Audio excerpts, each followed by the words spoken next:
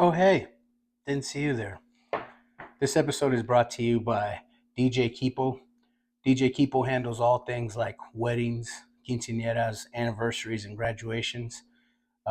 He's good at what he does, keeps the party going, and hit him up on IG, TikTok at DJ Keepo 806. Once again, that's DJ Keepo 806. Oh, you're still here? This episode is brought to you by Tigre Burrito, located at 720 Highway 62 in Wolford, Texas. They're open Tuesday through Saturday, 7 a.m. to 2 p.m. They specialize in breakfast and lunch burritos. They've also got some plates. Tell them JP Lopez sent you. But breakfast burritos are pretty fucking huge, so you better bring a big appetite. They're the shit. What burner is that? What burner? No, what bourbon? Oh, burner. My man, I think you said, what kind of burner? Nah, I had a stroke, y'all. I'm sorry. You fucker. We were not going to discuss I can't talk like baby queer. Then now we gotta start it over. I'm fucked up. I'm sorry. Are you sure this dude's a doctor? I do math. I didn't go to that graduation, so I don't know. I got a certificate. Certificates. Did y'all see that radio? That radio meme about Tua? No. Doing the ladders? It's fucked up.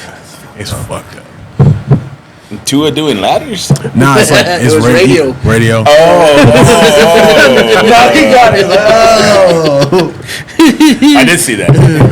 Hey, didn't y'all have a radio when y'all were at Lubbock? Yeah, man, it was fucked up though. His name was Jackie. Rest in peace, Jackie. If he ain't dead, he close to it.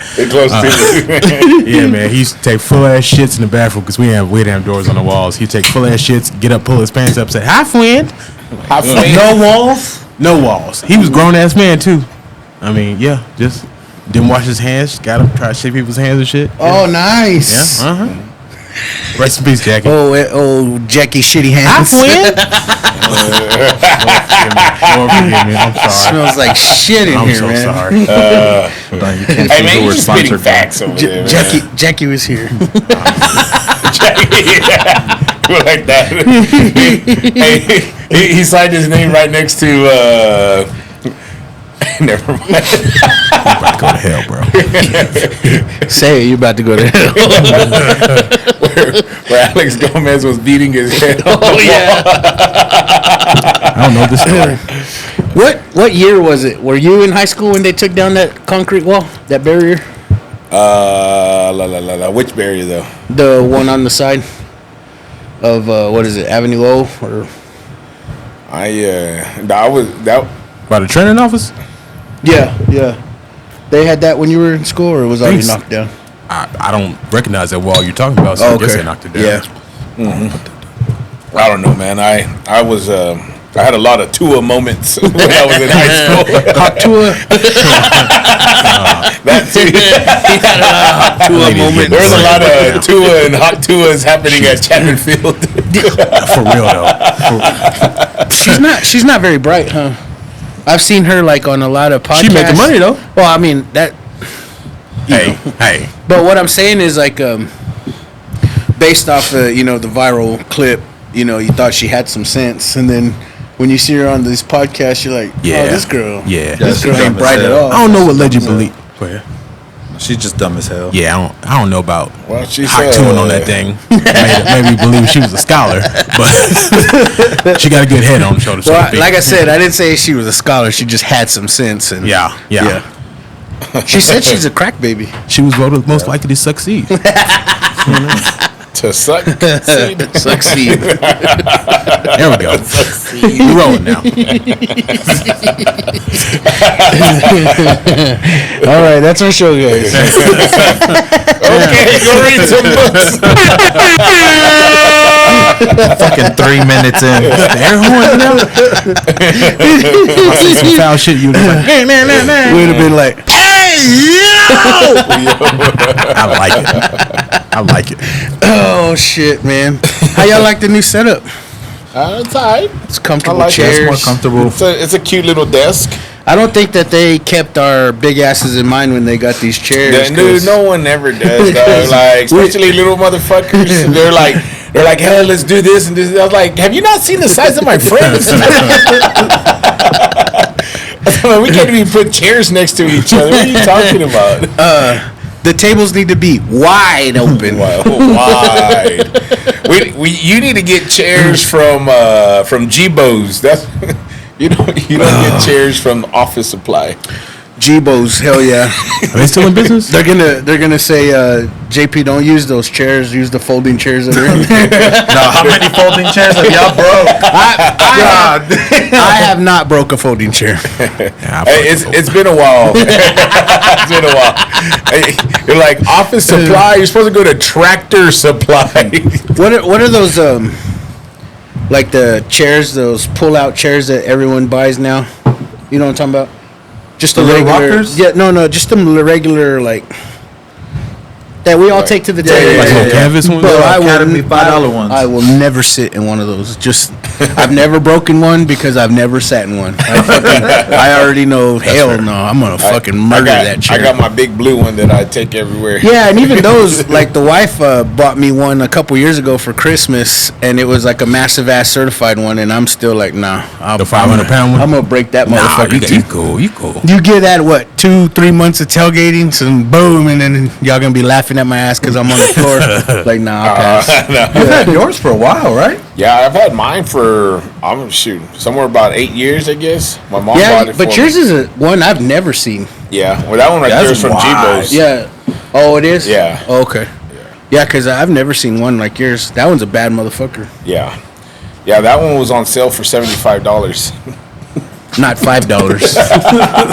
You don't get them at Five Below. That's a good ass store, man. They don't have them. You like that store? Nah, I don't I was like that about to store. talk shit. I was like, none of that shit in that store is of any use. Let's just sell bullshit and people will buy it. Yeah. But it's always packed. That's what I'm saying. It's always packed. Like, that's what I'm saying. Let's just put a bunch of bullshit in the store and people are gonna buy it. Yeah, it's like, Just 'cause it's cheap. I can use this. Got some book fair shit in there.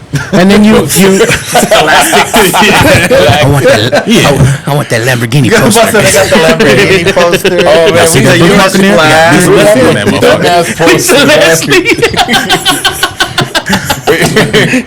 You felt all patriotic when you bought the bald eagle with the American flag in the back. Hey, y'all wait 5 more years and the Caitlin Clark book is coming out. Get it right now. Bears collection. I'm on deck. Got the whole collection of Goosebumps. That R.L. Stein, this bitch. So since you're here, bro, let's go and get into it. What's good? What's your thoughts on the Bears? That's why I wear my hat. Okay. I'm gonna keep it a buck with you. All right. Defense, really good. Raw. I wish they didn't play Caleb Williams so early. I feel like Ryan Poles, our general manager, still had some time left on his goodwill, his kind of honeymoon period. Yeah. I feel like he was rushed. I feel like the young kid, the arm wrestler's son, Tyler Bajan, is really, really good. And I wish we would just wait. I saw an interaction between Caleb and CJ Stroud last night. The post game? Yeah, where he was telling him don't take them hits, and he was just kind of brushing them off. Yeah. Kind of rubbed me the wrong way. I just saw what happened to the young boy in Carolina, Bryce. He got benched. Yeah. He got benched. Yeah. So, But you don't think that was just his competitive nature, that he was just fucking pissed? Because he hadn't lost big games like that. Well, I know he did at USC. Yeah. But like, I don't know. Like, I didn't like how he played in preseason against the 1s and 2s. Like, he dominated against 3s, but He banged a lot of 3s. hit the button. Okay, let me ask you this. Yeah. Is he better than Fields? Yes. You think 100%. You think he's better than Fields? Yes. I would have kept Fields and traded away. Man, that I number one watched so draft many pick. sad videos of Justin Fields, like fucking recap videos. Just, I was sad at first, but then I Yeah. thought about it. He's 2-0. He right was now. sorry. That's That's Mike Tomlin. Did you see the look of disgust in his face? He is so sorry. He wanted to son motherfucker. Okay. Question. He wanted If to he son can't your start ass. over Russell Wilson, granted he don't have a calf anymore. Like, how good of a quarterback is it? Like, Man, that's just giving Russell Wilson a veteran benefit of the doubt. But Russell Wilson was going to play so fucking terrible that Justin Fields was going to come in and replace him anyway. listen, I'm with my whole heart. Let me tell you this. Tell me. I watched a lot of Bears football, and I want him to be good. He's not. Hey, you watch so much Bears football, Here we you've go. never seen a good quarterback. Hey, Jay Cutler, right? Jay Cutler was great. Hey man, y'all had sexy Rexy. Sexy Rex Grossman? Yeah. Florida? Florida's yeah. on? Yeah. But I'm not going to say anything about Kyle Orton. Fuck you. But, Oh my goodness. Kyle Orton. sorry ass. So what do you think about his fingernails being painted I don't give a fuck. and He bringing can fuck dudes. I don't care. I really do. I just want to win games, bro. I don't care. So he threw. He had some really good passes Against His- third string. No, I'm talking about on this game. He had really good passes, But he missed some open but plays, too. that's what I was going to say. Yeah. He missed some. It made him look really bad. And it pissed me off because, what was it, 13-19? Yeah. And I'm like, that's a winnable game. But in typical Bears fashion, we'll probably play better football the last quarter of the year. So we'll see. It's early. When it's 4 degrees in Chicago. Right. Pretty much.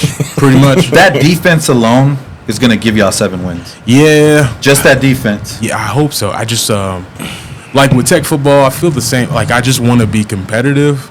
Like, I'm not trying to win a Super Bowl every year. I just want to go to a bowl / playoff. I want to be in the mix. Like, have hope in my heart. I just want to go to Washington State and not get fucking That embarrassed. shit was so bad. God damn, dude. Fuck, And, man. like, how y'all feel about Hey, people but we celebrate beat North Texas. that? How y'all feel about that? People celebrate that. Like, we won, guys. You know, I get that, but I think we needed that Yeah. to boost the morale. Cause shit, dude, we were like, fuck, fire this dude. We were already Yeah. calling for his head. They probably paid Eric Morris take a dive. $1 million. Like, hey, bro, Yeah. just call off the dogs right off the bat, bro. What do y'all think about Bowman and his play at OSU? Oh my lord. Like, I know he's a million years old, but y'all wish we still had him. This is his Seventh year seventh senior. season, bro. 7th year. I How do you actually fucking don't do that? wish we Gandalf. still had him at all. No? No. He's trash. Like Better he was than Morton or worse. no? He was worse than what's that black quarterback we Don't used you to say have? shit about Jet Duffy. Oh, Jet what was his Duffy. name? No, it was the one that went to Houston, right? the tall kid. Oh, shit. From The one Friendship, from right? Friendship. Yep. He was Smith? He was worse than him. Smith. Yeah. D. Smith? What's his first name? He sucks so bad we Yeah. don't even know his first name. Yeah, but I really think Bowman was worse than him. Yeah. Yeah. What about Tyler Shuck? You think, Oh, fuck that guy. yeah, he's kind of butthurt. Did you see the podcast or listen to the podcast where he said that ain't shit in Lubbock but wind and shit? Yeah. And I'm like, bro, like he was getting paid like what, $2 million in NIL or $3 million? He was getting paid a grip. I think it was at least 1.5. Like, shut the fuck up. Yeah, dude. Like, shut up. I was okay. Like, I ran my course. Blah blah blah.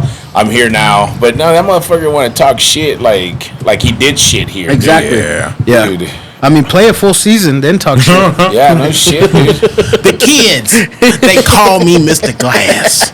Broke ass. Broke ass. So I want to ask the real question, JP. Yeah. What about Baker Mayfield? Ooh, you know what? Bro. I still hate the motherfucker. Bro. Like, I can't stand him. I hate that he's our quarterback. I hate that he's winning. Because I still wanna hate the motherfucker. Yes. But I don't know, man. If he gets us, He's balling. He quit being a little bitch. Yeah, he is ball. He's playing with aggression. And I think he did that last year. He quit Yeah, being a little yeah. bitch. Okay, can we go back in time though? Like rewind, what year? 2007. First of all, we're gonna give props to Cliff Kingsbury because that motherfucker got the eye. He can find a fucking high school quarterback. He has the eye. He just can't fucking get it. He can't develop nobody. Just can't win with him. But he got an eye though. hell of a recruiter. Okay, so it was before Patrick came, right? It was Baker. He was competing with somebody else, right? I'm trying to think God who dang that it, was. Davis Webb. Davis Webb. Davis Okay, Webb. so tell me if it's true or not. But did Tech not give Baker a scholarship? Is that what kind of Yes. salted his wounds a little bit? Right. So no, well he walked on, Yep. and then the next season, Yeah. they gave him a scholarship or offered him a scholarship, and he said that he would come back if he was guaranteed the starting If he was position. QB1. Yeah, QB1 starting, and he did that because there's this kid named Patrick Mahomes that was coming into Texas Tech, and he knew that, and then plus Davis Webb too, Well, right? there was one season where we had Webb, Mahomes, In the NFL. and Mayfield, Right, Baker. all three on our fucking team, and we did nothing. We Oh, did yeah. jack All that shit. NFL without- quarterbacks. All three Yeah. NFL quarterbacks Yep. did Hey, nothing with that team. he- Thanks, Cliff. Yeah, man, we still got his protege though, What protege? the offensive coordinator. Oh fuck! You know, how many wide receiver screens can you call in one game? Like 60? It's Fuck it, let's go for 70. Listen, if it was 15 years ago, I'd be all about it. When nobody knew no better, like I'd be all about it. Yeah. But we've been running that same shit. Everybody runs that same shit, and people know how to defend it now. Like you just got to press with your corner. Like this is how you defend it. Do you think if we just ran the I formation, our fucking running back would get 5 to 10 yards almost pretty much every single time? Seriously. The I formation, fucking stretch plays. Goddamn, Kamara ran the stretch plays and broke for 50 every other play. Goodness. Well, that's the thing, though. If we go I formation, we're gonna run Taj To the ground. straight to hell because he's gonna be dog dead tired. Every play's gonna go to him. Yeah. I mean, and we'll probably win, but yeah, At what cost? yeah. What cost? Well, we can run like 45 plays instead of 92.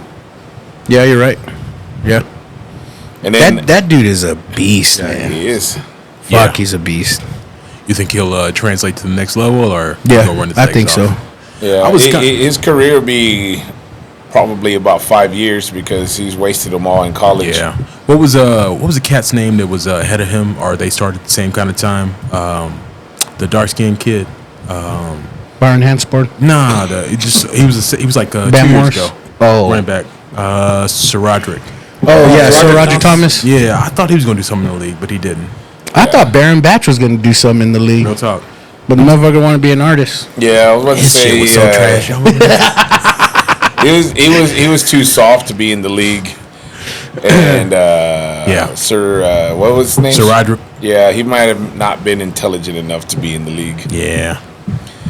There's some dumb. How does motherfuckers that in the league, translate though? Like for real, like because we dumbed down our playbook for the fucker that we were just talking about, Smith, the black quarterback, because he didn't know the fucking Was it playbook. Donovan. Donovan Smith. about it at the same time. Yeah, because we had to do a bunch of dumbass shit because he didn't know the fucking playbook No, and he yeah. was not gonna learn it. Yeah. I asked a source one time. I said, Allegedly.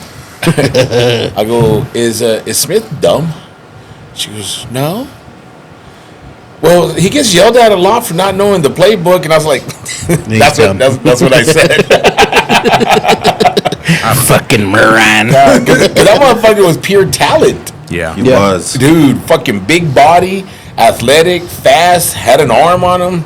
And I could not understand for the life of me why he was not fucking Auburn Cam Newton.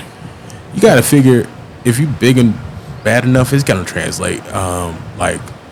What's the running back from the Giants? Brandon. It's like forever ago. Brandon Jacobs. Yeah, did y'all see him on the podcast recently? I think it was a special ed. Oh really? God damn. Yeah, he can't read. Is that why they never interviewed his ass? Like, get your ass in the locker room. I ran the ball. Oh, dude, he's out like Mayweather trying to read a teleprompter. What was that player from the NFL draft? You remember? We talked about it the other day. He was doing the draft and he just stumbled over everything. And that was his team. Who was it? Who was it? With the 29 pick the 49 Frisco Niners. He was nervous. Real nervous. Hey, but you know, Frank Gore, when he was at Miami, he was in all remedial classes over there. And but he's motherfucker played 20 years in the league. Yeah, Miami's a good school, by the way. Hey, his Yeah. his No, son it really is. Yeah. His son is badass too, right? Yep. Oh, Gore Jr. Man, you ever think about how hard it is for like sons to follow in their father's I footsteps? think about that a lot with Marvin Harrison Bronny. Jr. But Marvin Harrison, Man. that when I saw him in college, I was like, I think this guy is going to be better than his dad, and I don't think that a lot. Yeah. Who y'all got for Man. top father-son duos? Oh, LeBron James. Leave Bronny alone. Leave Bronny alone. You tried to say that with a straight face. Leave Bronny alone. You tried. It would have to be Griffey Jr., right? Yeah. It would have to be Yeah. top. Yeah. Yeah. Barry Bonds? Yep. Hey, Barry Bonds is the greatest batter of all time, Hands down. hands down. Yep. They said that this season, Shohei tied for the 11th best season that Barry Bonds ever had. That's crazy. Archie Like- Manning, Peyton Manning. Yeah, Nah. What? I think Peyton was better than Archie. Archie Well, was that's good. not his dad, though, right? Yeah, this is Yeah, dad. that's his dad. Peyton? No, Archie Senior. Archie the first. Oh, my bad. Yeah. I'm thinking the Archie. No, the kid no, at no, Texas. no, That's, no, that's, no, that's actually Arch. Yeah. Yeah. Yeah, Archie. No, My but bad. Archie, Played for the the one that played Saints. for the Aints. Yeah, for real, the Ants. Yeah. No, that was a good duo right there. There's probably some Ed McCaffrey, Christian McCaffrey. Hey, dude, Christian. Whoa. Hey, because Ed was the shit. Ed was a cold motherfucker. And he was like but 100 pounds soaking Bro, wet. when he broke his leg on Monday Night Football and kept that ball, man. That you talk about tough, dude. Yes, sir. Yeah, he was a tough. And then you motherfucker. talk about the podcast where McCaffrey was talking about how his dad raised him. Yeah. Dude. Yeah. Just get ready. Yeah. Mindset. Just strong-minded Yep. motherfucker, Yep. man. all the time. Yep. What about Tiger That's the way to Woods and go. Charlie Woods? Hey, Charlie might Watch be. golf? They love them white girls. Who don't? Shout out to my wife. Love you, baby. Milk of magnesia. The devil must have broke the mold when he made you. This is brought to you by Good Credit. Good credit. This is brought to you by my lantern. I told Courtney when he got his house, I was like, God damn, this is a nice place. I said, I said, God damn, you got white girl credit and you put doctor on the application. Listen, You got to trick him. You must have used. Who is this? Sir. Y'all must have used her ID and her last name to get this house. Dr. Jarvis with white girl I thought credit? these were lesbians. It said, Bullshit. It said, "Oh, your husband's a doctor? Yes, we got you all approved." And then he walks in. Hey, y'all. What's happening? Shout out Tank. Bitch, you already said I'm approved. He didn't show up until it was moving day. Motherfucker ain't gonna give him this goddamn job. The HOA was all pissed off. They love me. They love me now. Oh, he's not that bad. I spoke to him on the phone. He didn't sound articulate. He sounded so proper. I hate that shit. I used to get that shit so much as a kid. Like, you sound so articulate. Bitch, what the fuck? What am I supposed to sound like? Like that? Oh, you right. You right. Oh, fuck, man. I've been reading Malcolm X, motherfucker. By any means necessary. In that ass.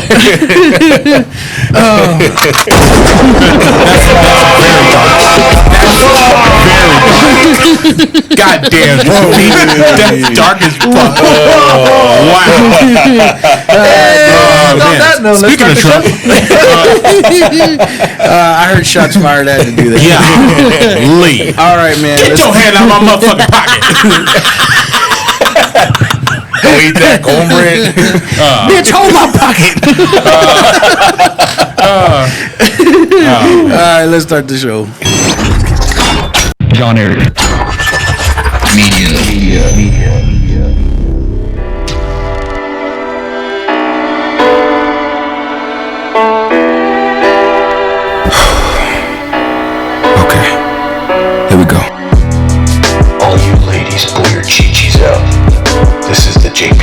Show. Also, if you're a transgender or your pet girl, this is the JP Lopez Show. What is up? Thank you for tuning back into the JP Lopez Show. We're gonna show our ass tonight, goddamn it. We're gonna be some ass showing motherfuckers tonight. I'm here, ain't I? I got my boy Big Black back in. Hi guys. Yeah, so It's been a while. It's been a minute, bro. Yeah. I know we've I'm been here. trying to get you on for a couple weeks here lately. Yeah. And shout out to Omar for fucking it up. But You know, it's not his fault. I just want to blame it on somebody. I'm here. Yeah. Hi guys. Omar don't fuck up a lot. Cisco's running back-to-back episodes. Hey, back to back. We had to have you back on, man, because I feel like we're going to show our ass tonight, and you need to show your ass tonight. We showing kulos? So what's new in your world, bro? Oh, shit. When was I last here? I have a kid now. Yeah. I don't think I had a kid last I time don't I was think here. so. Yeah, she bad in the motherfucker. She light skinned like her mama. I was questioning paternity. I was like, who is this white ass baby? Who white baby is that? Bright skinned baby is this? Nah, She got blonde Courtney. she had blue eyes. I was like, You Cat Williams, that baby. Remember that skit? white skinned baby. Yeah, I know that's mine, but who white This one might be mine, but this no. Yeah, I got a daughter. But then you saw her hair, you're like, okay, that's mine. Nah, this shit was straight for a while. Then that nigga came in. And it curled right up. Oh, Once man. they hit the humidity. Yeah. That's Look at that little fro. nah, she's cool, man. She's 16 months now. Bad, walking, talking, throwing shit. She got a good arm though. Not trying to pay for college, so yeah. Let's focus on that arm. Yeah. Nah, Well, they're giving softball players 1.2. I'm just trying not to pay for tuition. That's it. Yeah. Yeah, just give me scholarly. So See. yeah. Dude, yeah, like we've never spoken about that. Yeah. Never. About what? NIL? The NIL softball chick. Oh, from Cause she got Arizona. She got Stanford. 1.2, right? 1.2 in 1.2. NIL, and then now she's on the Mahomes team. Yep. So you know they're getting paid on the Mahomes She's team. getting more money. Because there's 6 of them, only 6 of them, right? Yeah. I don't know how much it is, but I'm assuming maybe around 100. I was trying to break down the it has to be more than that. It has to be. break down the economics though. Like, softball plays 3-game series, right? If she bitches one game and a guaranteed dub, it's worth it. Oh, yeah, it's for sure. worth it. Oh, I'm not talking shit. Okay, I'm all yeah, for her. yeah. I'm all for her I making love that it. bank. Yeah, I love but it. like I'm saying, what I'm saying gonna go is to the game, we though. gave her immediately in the door, walk in the door 1.2, and then Mahomes put her on the Mahomes team. Love it. So yeah, I'm all I wasn't talking shit one Yeah. bit. Like she make that fucking money, Yes, man. ma'am. Fuck yeah. The way that she got her money is there's a former softball player that married well, and she's been donating to the softball team. For real. And last year they spread out the 1.2, but this year they just gave it all to her. I don't blame him. So Yeah. and I don't know if anybody else got anything. I was about to say, she brought somebody too, right? Probably I don't know. I Like a don't catcher or but- something.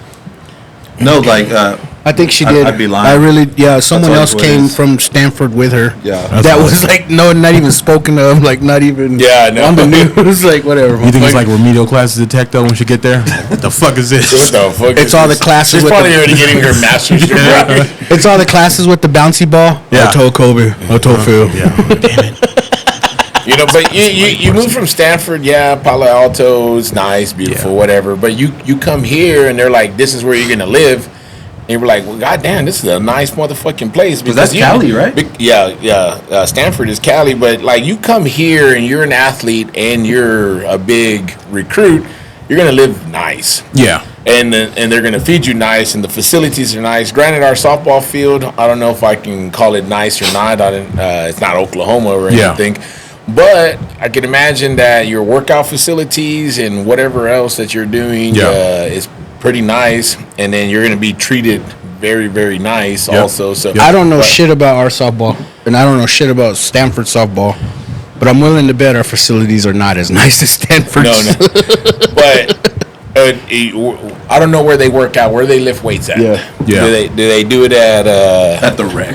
at the rec? No, they don't do it at the rec. I think they probably do it at the coach's bedroom. Goddamn. You missed workout today. I'm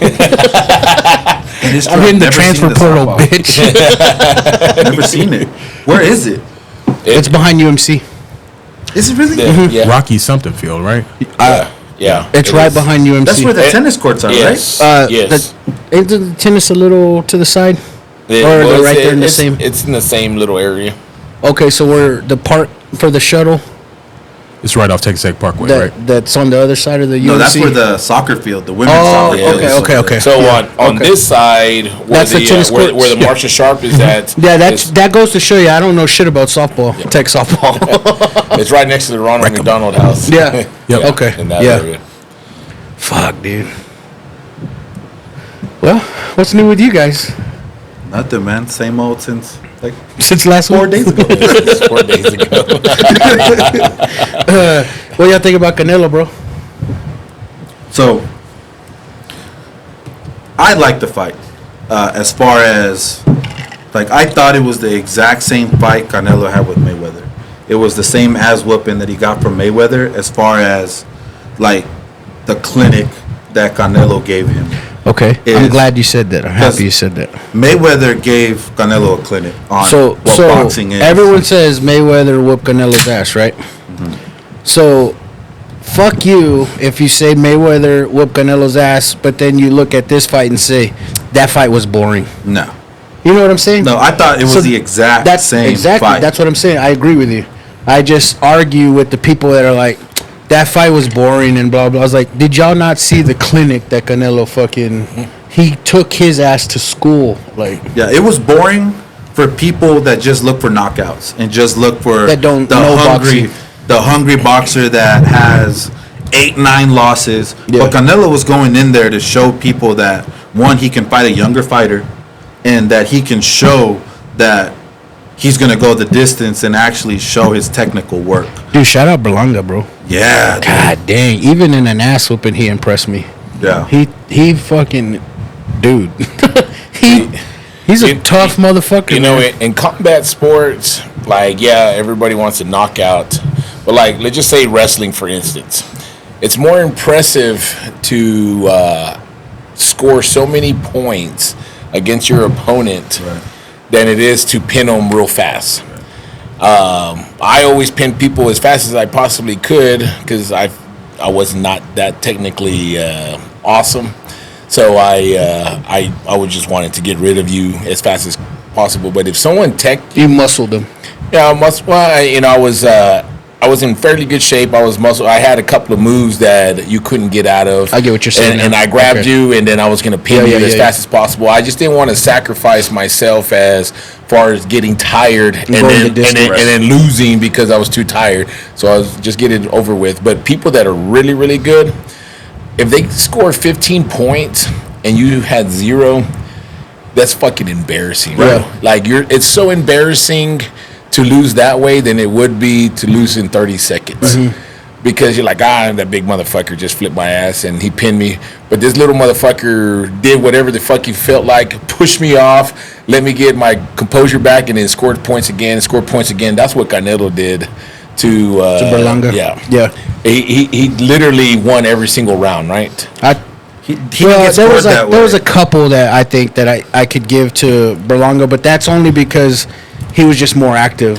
So That's the only reason. It was just more active. yeah, more so, activity. So than if he Canelo. won 2 rounds, that means Canelo outscored him by 11. 10 rounds. Yeah. 11 because he knocked him down, Oh yeah, yeah. and so 11-2.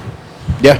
It's you might as well. That was a tech also. So I loved it. I really enjoyed it. Did you watch it? I didn't know. Did you watch the UFC? No. Dude, I don't watch UFC, and I can't even stand in any conversation and act like I know shit because I don't know shit about UFC. And of course, when that fight's over, everyone rushes over to the UFC. Right. God dang, dude, that sphere is fucking awesome. Yeah. Right, wasn't it? It almost looked like you were inside like fighting at the pyramids inside temples. Like, It was what cool. the fuck is this? Like, Yeah, it was phenomenal, That's man. an impressive building. Yeah, I can't imagine. I saw the episode for Two Bears One Cave, and it was Dana White with Bert and Tom, and he said that he knew that the Sphere was going to be the superstar of the show, and he's like, how do you compete with that? Yeah. But they did it well. I wonder, like, if they sacrifice seating because of the shape of the Sphere, because like they have like a whole They had to. 3/4 They had people to, that but can't it wasn't sit. much because I googled it because I was wondering Yeah. that same shit. Yeah. I googled it, and the average for UFC events is like 20,000, Yeah, and the gate. the Sphere was 16,000. Oh, that's not so. bad. I mean, they Yeah, only that's lost not like bad. They can probably 4. charge a premium too. Yeah, in there. yeah, for sure. Well, not Yeah, only you just that, charge more. but they also did 2 test runs. I don't know if y'all heard about the test runs. No, I never heard That so before the fight even happened, Dana White wasn't allowing anybody to look at the Sphere because he wanted everybody to get Yeah. the experience that we were getting. But 2 fighters were able to go in there. Oh wow. Mine just went blank. Like the prelims. No. Like see the whole Sphere. Oh, okay. And mine's going blank on who it was. But from what Was it Sugar? Sugar was one. Yeah. And one of the chicks, the Mexican chick. Her name's Oh, blank. Jesus Christ. Yeah, they both were able to see the Sphere, and Dana White presented it to them, Yeah. like the whole thing. He's like, look And at my dick. From It's on what? It's on the Sphere. From what they were saying is that big. every test run was $2 million production. Wow. The test run. So that tells you how much it cost. Yeah. To run the actual fight card. Fuck. So He said they made 20 mil, yeah, that's crazy. But then I also saw that they lost 20 mil. so he broke even. So it's a tax write-off. Who knows? But, you know, I saw today that Canelo broke a record for the most money made at a gate, and also for a pay-per-view. And then you have De La Hoya still talking shit, saying Canelo ain't shit. Y'all think he ever? Does he ever give Plant a rematch? Nah, I don't think so. No. No, he Talk don't about need to. that Plant fight, I thought he was gonna get his ass bro. That knocked the fight fuck out. was the fight to He's a watch. cold motherfucker though. Like that. I don't even know who that dude was. The old big mustache dude. He brought it though. That fight was He brought it. amazing. Let's talk about the Danny fight. I really hate boxing dads, bro. I do. I think they try to live through their sons, and like they're just so fucking loud and like annoying as fuck. Yeah. But this fight kind of made me understand that he's just being a dad, like because he saw his son and he knew his son Was didn't done. have and he called it for him. He's like, nah, he's done, and I had to respect that, and it No, made he me loves him. it made me think like, yeah, I can't stand this motherfucker, but he loves his son. He really loves his son. That's who you won in the corner though. Yeah, for sure. Yeah, and that's what made me think that. Okay, I get it. I Yeah. get it. Yeah. That's why you want your dad in your corner, you know. Yeah. So Hands down. yeah. Tell you the truth and protect your ass. So yeah, annoying as fuck. But anyways, man, let's start the show.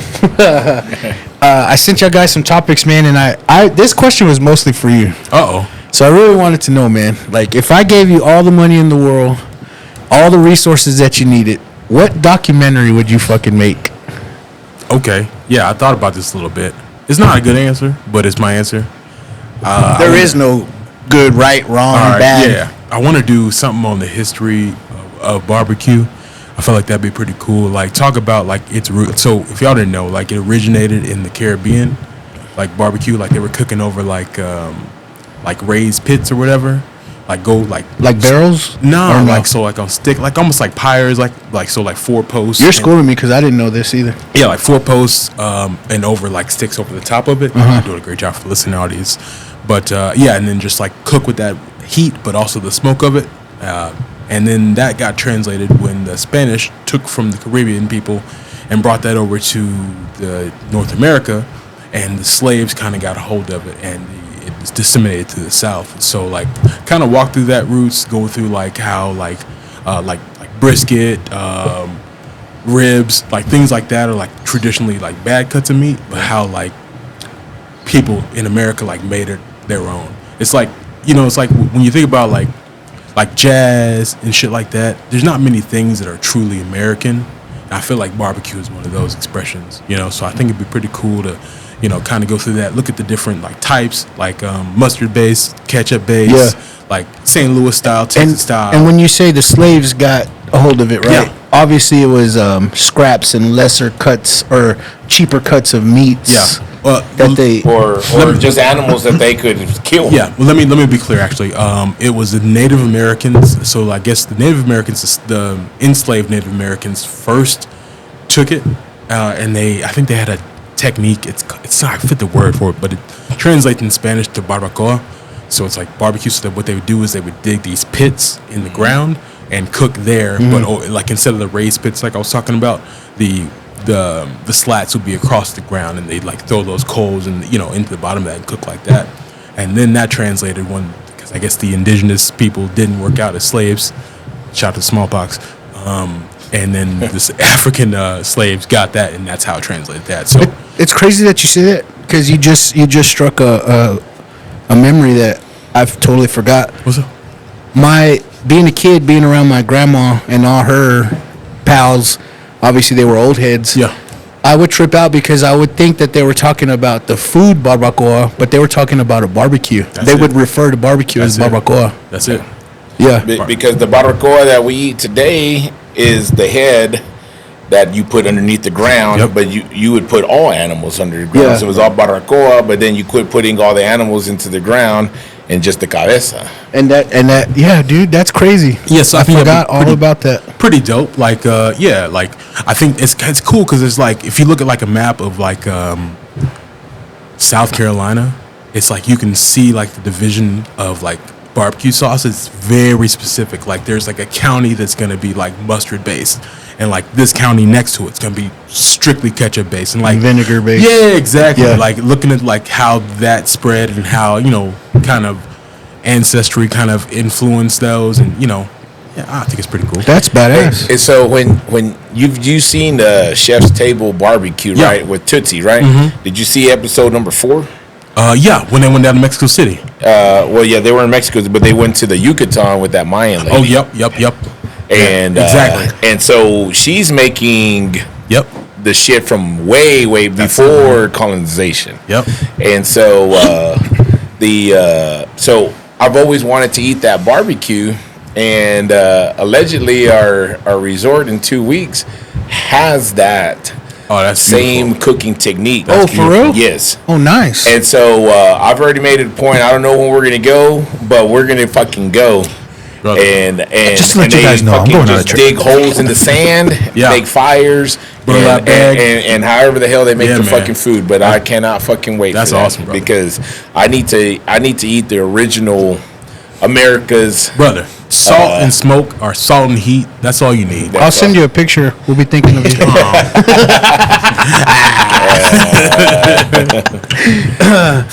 But no, that would be a great documentary. I think so. Yeah. I don't think that was bad at all. Nah. No, for real. So, sorry, we're getting all replenished here, guys, for the actual listeners. So, Thank you. you get this squared away, right? Yeah. Where do you want to show it? Everywhere in theaters, or you want it to be private? Nah, I think like Netflix is where this should live. Yeah. Like, I don't know. Like I think like it'll spread probably word of mouth better. Like if I were to tell like Eric, like we were just talking about like Chef Table, like you got to see this. Like this is great. Like it really like it goes through like Texas, like how we salt and pepper. Like why is that so Texas? Like why do we not do all the other paprika and all that bullshit? We don't like sauce, right? We don't. Texas hates sauce. And like, why is sauce so like controversial? Like, why is it bad to have sauce? Yeah. Like, in anything else, like, do you say like, no, I'm not gonna have no chili on my like? You're like, nah, you would never say that. Like, but you get it too, like, because we're bourbon drinkers. Yep.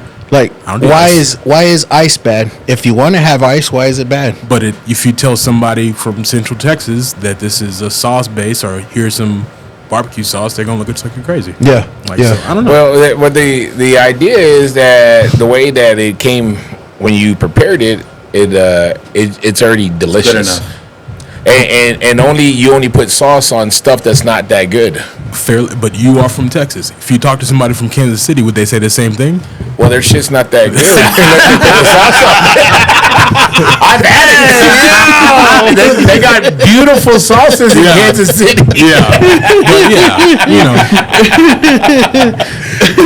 I love Gates barbecue sauce. And one thing about me, I love a good wiener, honey.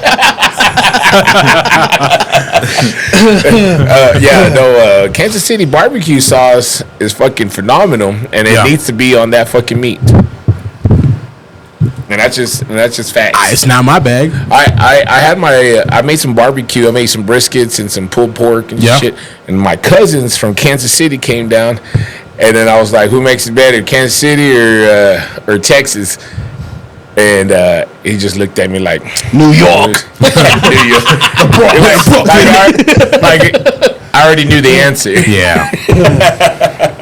And no barbecue sauce was used. Maybe my mom's salsa pico or whatever. Yeah. That's what you use on your barbecue out here, especially now that's even a new genre, right? It's and I don't know who you can give credit to who made barbecue. We could just say cowboys.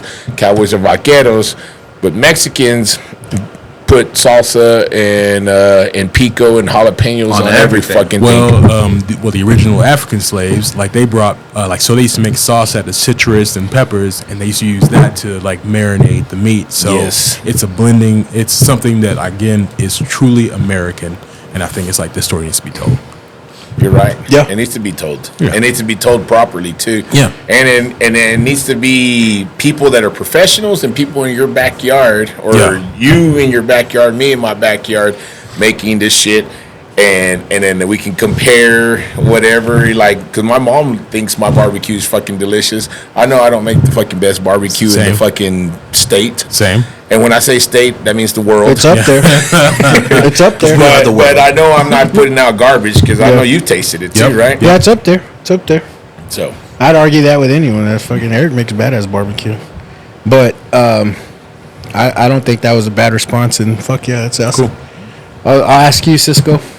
So mine, I was a little selfish when you asked the question. I guess I didn't read it right, and the first thing that I thought was a documentary about myself, and then I started thinking, and then I asked my daughter. And That's selfish. Super selfish. Then I asked the autobiography. Literally, that's how I read it. Is if you could do a documentary about yourself, what would it be about? So I started thinking. And then I was like, man, I couldn't think of anything. I was like, this is a weird question. Jake B doesn't ask, like, selfish things. Yeah. So I was like, there's got to be something else to it. So I asked the women of the house. I was like, hey, what do y'all think about this? And they immediately said, no. Like, what would you do? Like, you have all the resources in the world to make a documentary. It's not going to be about your boring ass. Like, what would it be? So I was like, It all started when I was a twinkle in my dad's eye, and I came from his balls. So I was like, all right. So then I had a bigger moment to think about, and the only thing that popped in my head was the process of raising kids through the church. I feel like we're losing kids little by little on how they should be going to church. There's so many people that are saying church is not needed, church is not needed. We are the church, which if you believe that, cool. Like if you feel like you can create an environment of a church in your home, and I know there's religions that do that, then more power to you. But to me, I don't know everything. My wife doesn't know everything. I'm not going to be able to know everything. There's smarter people in this world that study this and can do that for me, and I feel like that's what a church does for me. Like you need to seek. I ain't gonna homeschool my kids. You ain't? No, hell no. Oh, okay. It's the same concept. Is I feel like that story needs to be told. Is the effects of not only not bringing your kids up with church, but also the opposite.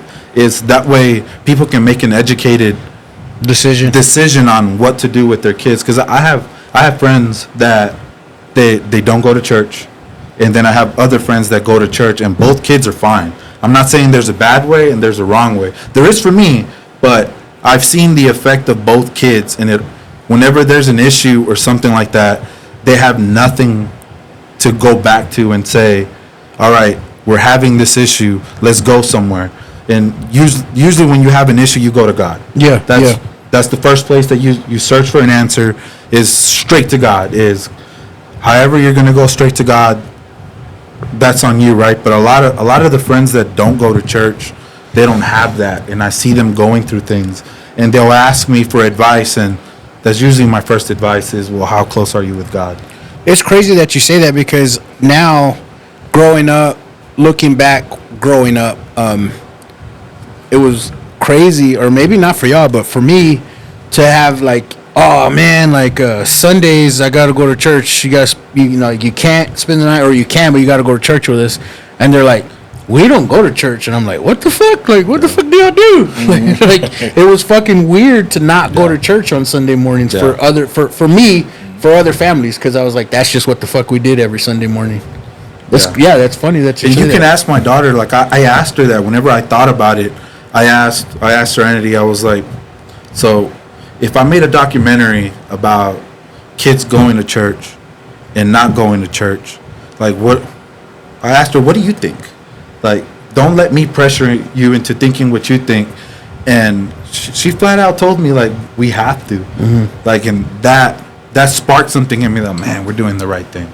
Is that we're teaching her the right values, teaching her to not only make the decision on her own, but we're leading her closer to God, and us not having her lose God. Because she tells me right now that all her friends don't go to church. That's crazy. None of her friends go to church.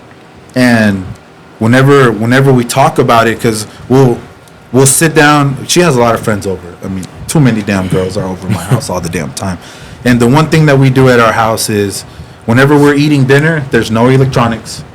Nobody has a phone on. Even my 4-year-old son knows that there's no iPad, there's nothing.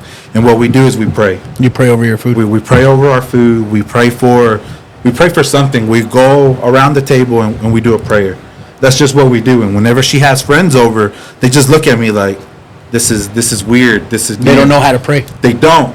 But when I make them, they do it. Wow. And I mean, that's probably not my place to do it, but I'll ask them. I was like, do you want to? And they're like, yeah, I believe in God. I do that. Well, go ahead and pray. And they'll do it. And I'm like, man, these kids need to be led to God, yeah, closer to but God. Who knows? Maybe they go home and they start praying. Right. Maybe you're doing some good. Maybe by doing that. That's awesome. Yeah, like you're saying, man. I grew up in the church too, and like my mom made me go every Sunday, and I'll be honest, I kind of like resented a little bit, because we tired, like want to do other stuff. But like I felt like when I got to adulthood and I just stopped going, there was always like something felt like it was missing.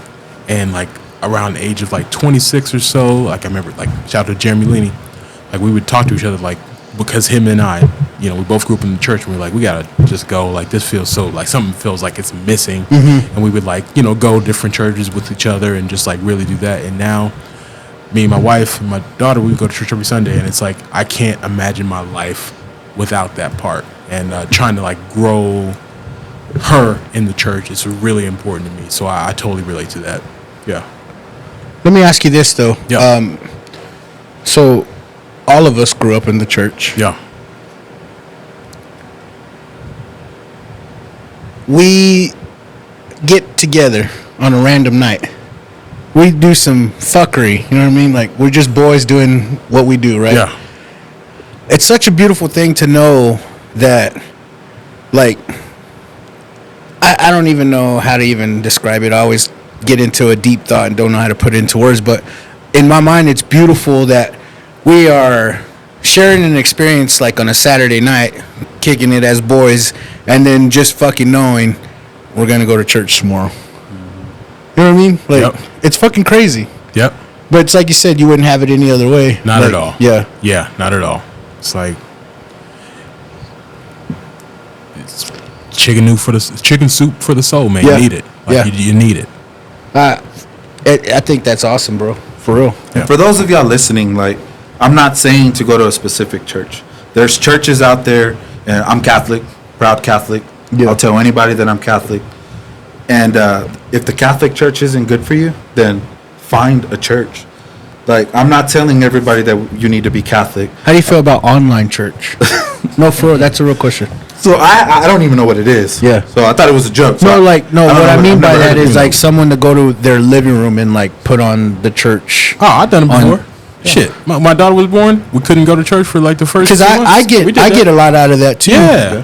We don't It's put no just- pants on nothing. It's but just yeah. But, you know, Yeah. I get a lot out of that. Yeah. It's just I didn't know if you felt like you had to like go into the church. no, not necessarily. That is like you have to find a place that you feel comfortable, that somebody else knows more than you do. If you think just reading the Bible on your own is doing you justice, like, you the smartest motherfucker in this world. Yeah. You should go create your church.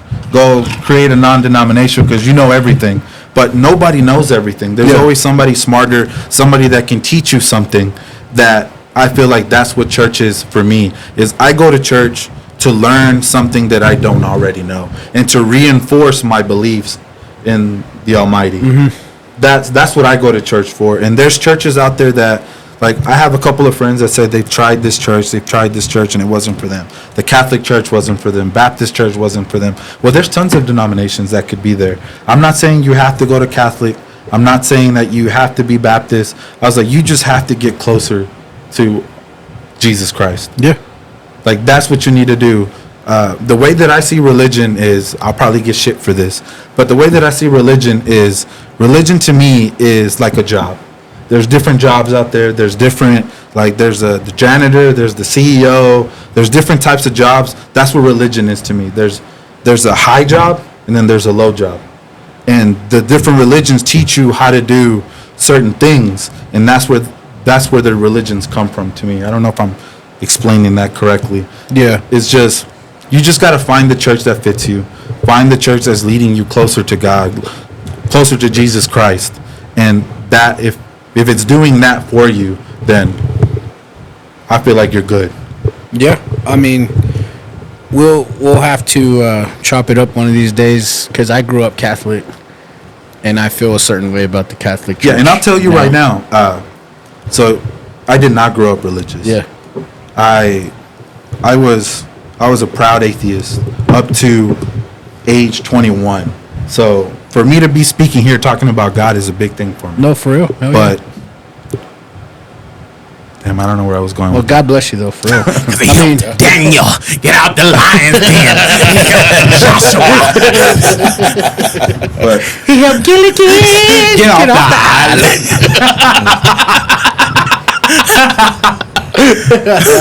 God damn, we just shitted on Cisco. Sorry, man.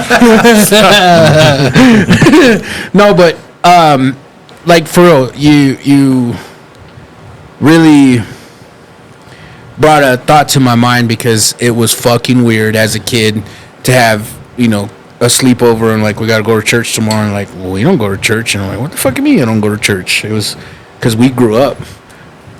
My grandma would fucking wake me up, and I was so respectful, but I hated it. And I just was, every Saturday night, I would go to bed just hoping I could sleep late and grandma would forget about me. It never fucking happened, but Rise and shine and give God the glory, glory, rise. she's like, get up. And Yeah, I'd be every like- fucking Sunday. I'd be like, man, my uncles are not waking up. Why the fuck do I gotta wake up? She's like, get your fucking ass up. Like, fuck. That's got power over you. That's right. One day at a time. Eric, man, I'm gonna move it over to you, brother. Well, mine would be actually an extension to what Francisco was saying. Mine would be the concept of identity. So what that means is like our experiences in life, our culture, the society, the way that it shaped us. So Like, when do you fall into your own type of shit? well, you can fall into your own, but why are you the way that you are? Culture. And so it's your culture, it's your society, it's your experiences. So culture, to me, I view the Catholic Church as just actual my culture, right? If I see it as literal, the literal of it is that's just who we are. I got married Catholic. Do I go every Sunday? No. My wife gets mad at me, yes, but I wouldn't have gotten. Well, I guess I got married the way I wanted to because that's just my culture. That's my wife's culture, and I wanted it to be the culture. So, and I grew up Catholic. My mother is Catholic. She would have been real pissed off if I didn't get married Catholic. So I did it for the culture, and it's beautiful. The whole thing is beautiful. I am who I am because of everything that I've ever done, good or bad. Some of the bad follows me. Some of it I've learned. A lot of it I've translated it to good. So my experiences is exactly who I am. You cannot change my mind because I've already lived it. You're like, oh, this is just an idea that you came up with. No, the idea has already been there because I had to get myself out of whatever situation I ever got myself into. Yeah. But Catholicism did kind of form you, like kind of shape you. Oh, yeah. It's a part of your culture is what I'm saying. It's exactly who I am. I mean, you've said it on the podcast where you would get off of football practice on a varsity 5A Texas high school and run to church to go to your CCD for your confirmation. Yeah, like, and I got all of my sacraments, and I'm glad. And like, if it was just me by myself, I would have never got one sacrament. But I'm glad that I had people pushing me that you're gonna have to get all these sacraments, and the only one that I lack now is death. So I fulfilled all my sacraments. So and I'm pretty proud of that too. Yeah, fuck yeah. So how do you split like race and culture? You know what I'm saying? I don't know if I do. You don't? If you can. Yeah, well, I don't know. Because the reason why I say is because obviously you're a black man, but like, let's just say, says who?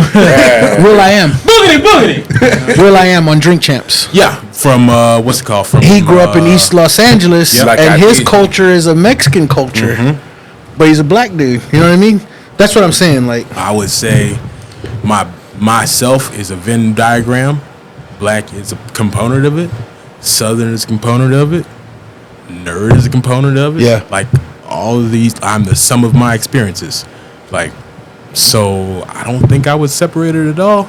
Like, I feel like there's some shit in redneck culture I identify the hell out of it with. Like, it's fun. Like, I like to go shoot guns. Okay. That's not typically a black experience. I like Tejana music. Like, that's not particularly black. I am what I am. I'm me. So, and I love that. I fucking love that. You're Lobakai, that's what you are. there you go. Do you think that's a Sportsmanship then victory. Do you think that's a geographical type of shit? Like, being in Texas, it's cool to do shit like that. Yeah, Rather than 100%. like if you were in Chicago, like, why are you kicking it with the Mexicans? You know what I mean? 100%. Yeah. Yeah. And I'm grateful for that. Like, Eric was just saying we went to Lubbock High, and like that's the most diverse. Like, not just ethnicity wise is diverse, but socioeconomically. Like, you'll see some of the richest kids, doctors' kids there, and you'll see some of the bottom of the bottom. Like, it is everybody. And I thank my stars that like I went there and experienced that, because I think it really, really helped shape, because you meet everybody from every part of life. And I feel like the best thing you can do is kind of just pick the parts that speak to you and adopt those, and fuck what anybody says. Just And that's facts, because like growing up in Lubbock High, bro, I had some good friends that we were in swimming pools all summer because their dads were doctors and shit. And then I'm fucking taking it to Rogers Park pool for $1 because, you know what I mean? You know what I'm saying? Like, there's a kid who graduated a year after us. He's literally a billionaire. Like, who else crazy. can say that? Who else can say that? Yeah. Like, yeah. So, yeah.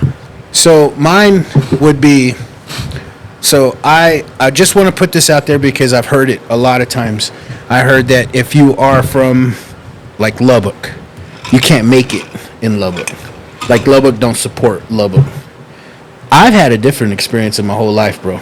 Like, I've made friendships, and I've made just through other friends, just acquaintances or whatever, that have always shown love and always supported me. You know what I mean? Mm-hmm. Like, I couldn't tell you how many times at Tech when I'm in school that I'm out of a job because they don't work with your school.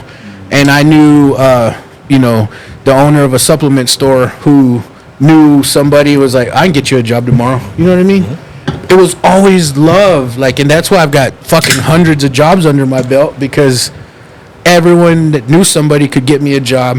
That being said, now that I have this platform, I don't know. I really don't know how big it is. I've asked Ramos to like see my numbers. I don't know my numbers. I know I got more listeners than viewers on YouTube, but I don't know how big this platform is. But when random people that I don't even know, like, hey, I fuck with your podcast, and like, oh shit, like, thanks, man. I see Lubbock supporting Lubbock, in my opinion. Like, I get love from the city. And I tell you all this because my documentary would be old Lubbock. Like, I would love to interview, like, the older folks and just pick their brains and see, like, what our old Arne Benson was. Mm-hmm. What it was when, way before we were born. Like, in the 60s, 70s. Like, was it really hood or was it nice? Well, in the 60s, there was no Mexicans in the Arnett. Yeah. It was until after the tornado. That's what I'm saying. Yeah. So get into, like, when the Arnett developed, like, was it old? Was it nice? Was it, and then what it was before the tornado? And then also, like, I always heard that the east side was the rich side. Drugs, it was the rich fucking side. I don't know. I know from hearsay, but if you just look at May Simmons Park and that area around there, just geographically, it's gorgeous, beautiful. If it wasn't for like the houses and like look at like if y'all been by Dunbar Junior High School or whatever it is now, there are some gorgeous homes, but it just as you go out, it's just dilapidated. But it was, and I think it's typical white flight. When black people first moved into there, they all left to go, But I've always heard that was the rich side of town, like back in the day. It's gorgeous. And my wife will fucking tell you, all my pictures of Lubbock are all east side. Because it's fucking gorgeous, bro. Yeah. It's fucking, like, anyway, so that's what be my documentary, was just talk about our old neighborhood, how it was and how it was developed, what it was like back in the day, before Lubbock before the tornado, and then what the east side was back in the day when it was quote unquote the rich side. That's what my documentary would be. It's so funny that the most beautiful part of Lubbock has a whole bunch of industrial bullshit. Like, you got canyons and rivers and shit, and then you got fucking factories fucking building dumbass shit. And then people are moving way the fuck to the other side over there and digging man-made lakes. Man-made lakes, and it's farmland, and it's sinking over there because it's low ground over there. And over here on the north side and the east side is a whole entire canyon valley of straight beautifulness, and they got fucking concrete smoke coming out. Yeah. For no fucking reason. That I thought the fucking concrete smoke should be over there on that fucking shitty ass land, and everything else should be over here. What they say about, I guess, cities, the way that they're constructed over time. Like, imagine like a timeline going forward. Like, you start with people in the epicenter, and they slowly move out. The money moves out. Then all of a sudden it sucks back in really quick. So I think that's going to happen at some point.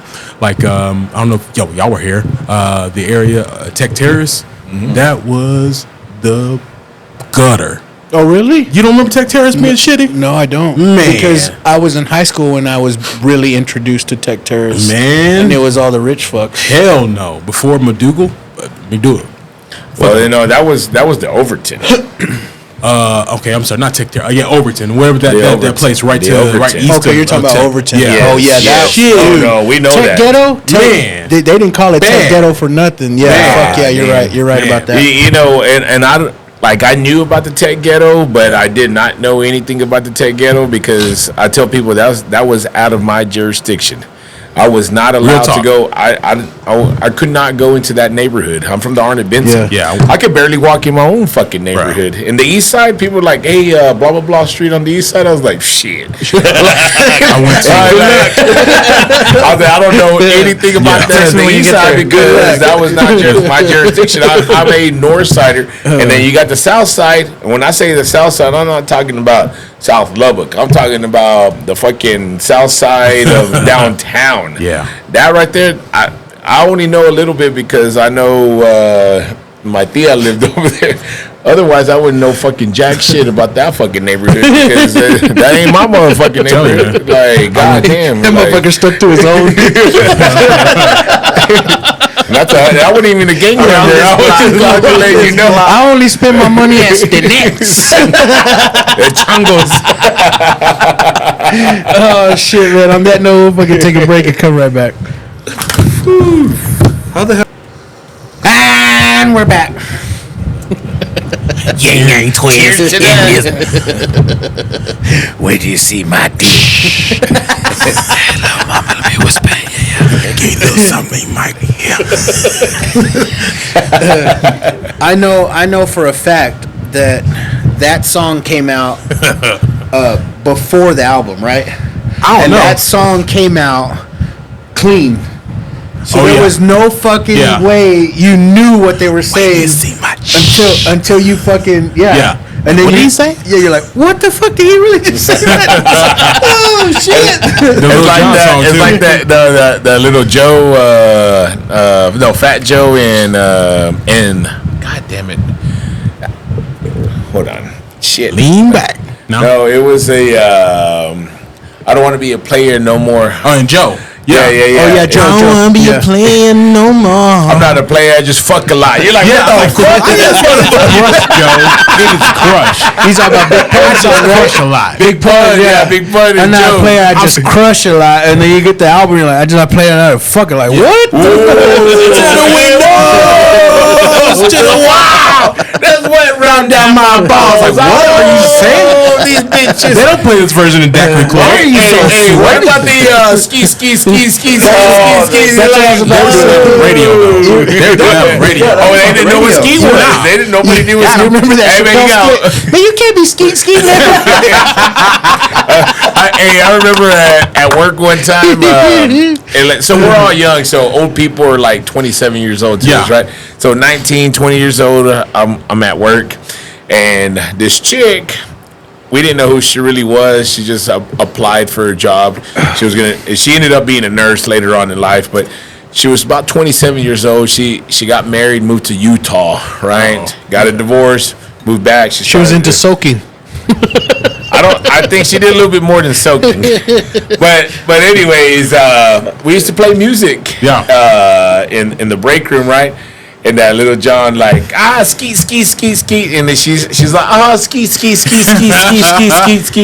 Oh, that ski right there. And all of us looked at it, right? And she was like, she looked around. She was like, what? I go, do you even know what skeet is? And she was like, just like a saying. I was like, have you ever had cum on your face before? What? Did I have some on? I didn't think it was visible. Is there a black light? And she was like, what do you mean? I was like, that's what skeet is. And she was like, oh my God. You know, she was all fucking terrified. Let me take it out of my Pandora. My mom is going to be so mad. It's our favorite song. Maybe you might answer this because you love music just as much as I do. Yeah, I'll try. I heard that the Beyonce drinking watermelon was a term for swallowing. I never heard that. That's what I heard. Damn. I don't want to sing it. So yeah, I heard drinking watermelon was an actual term or slur term, whatever the fuck you call it, slang Sucking seed. for yeah.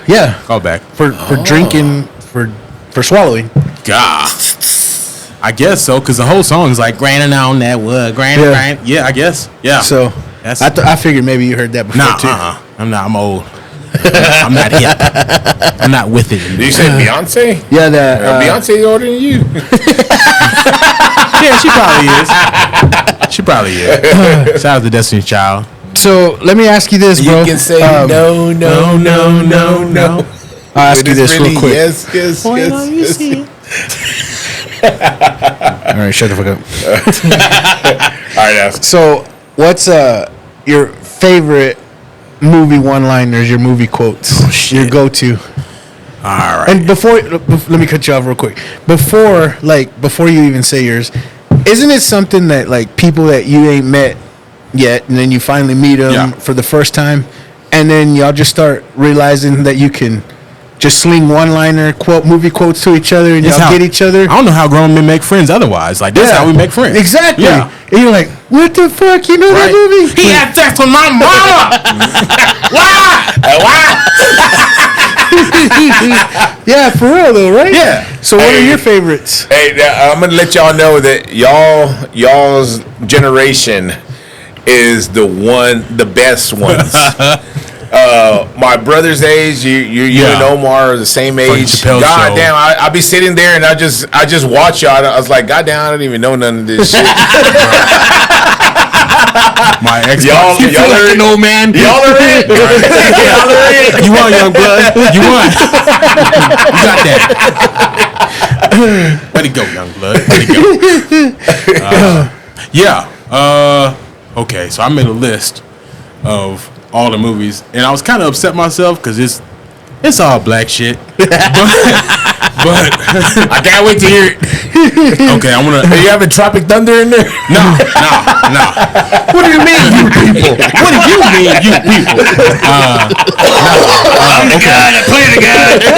I'm just a dude playing another dude.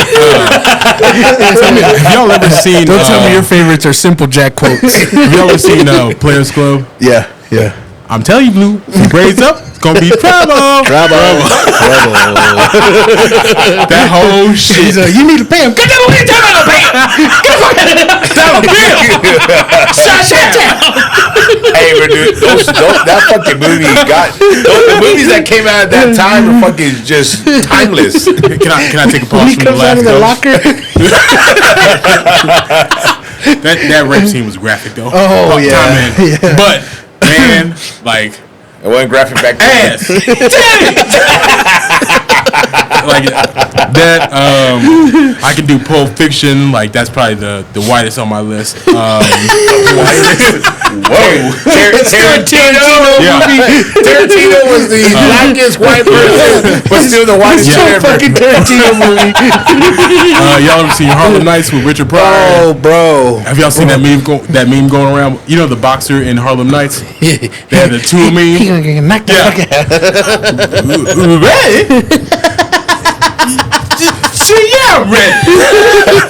Hey man, I used to love when we used to make fun of concussions back in the day. I'm Batman. The whole Life was a great movie. Yeah. Man, that was great. Dynamite. So one of my most favorite from Life. Yeah. Right, is he's like, hey, what's up, man? He's like, my pecker. He's like, what cock a doodle doo, motherfucker? That's Murphy's funniest bit in life. I'll be the baby. When they're walking to the brothel, he's like, what's up, my pecker? What cock a doodle doo, motherfucker? Any fool can see. We on deck, Ray. For what? For the upper room, nigga. Hey man, that movie needs to get put on Netflix. Yo. It's so good. Why you gotta say some nasty shit, Ray? Because I'm a nasty motherfucker. What if I do? Then I put the sheets on you.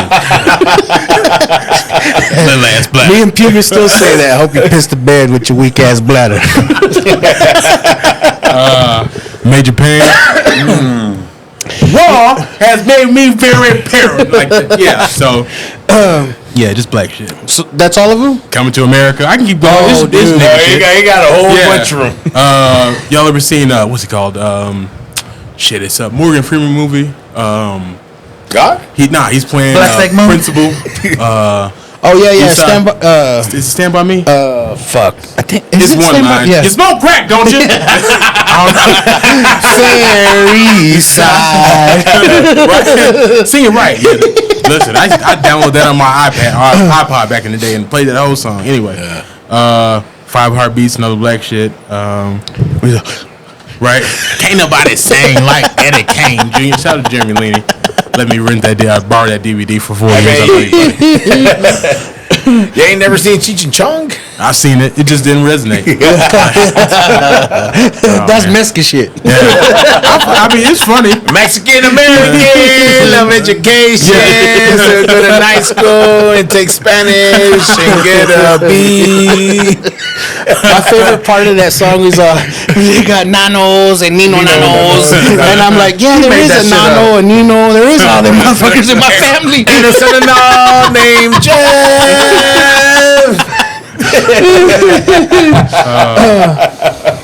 Oh man. So my favorite is I'm gonna take it away from the blackness. You're welcome. My most favorite is the Big Lebowski. Yeah. So when that fucking bowling ball, Yeah. he's like, "What is this?" He's like, "Obviously, you're not a golfer." That is such a cool classic. And then they're fucking drowning him in the toilet, right? He's like, "Where's the money, shithead?" He's like, "It's down there somewhere. Let me take another look." Oh man. Oh man, It really tied the room together. it really did tie them together. And let's see what I wrote here. The Zach and Marie make a porno. Oh, yes. Where that chick blows bubbles out of her pussy. And Craig Robinson's like, her name Bubbles. Her name Bubbles. Hey, dude. My favorite part was like, hey, easy on the pull out.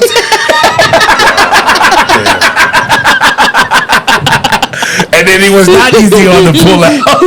He got shit all over him.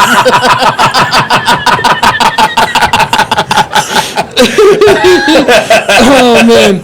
So another one from life is don't be scared.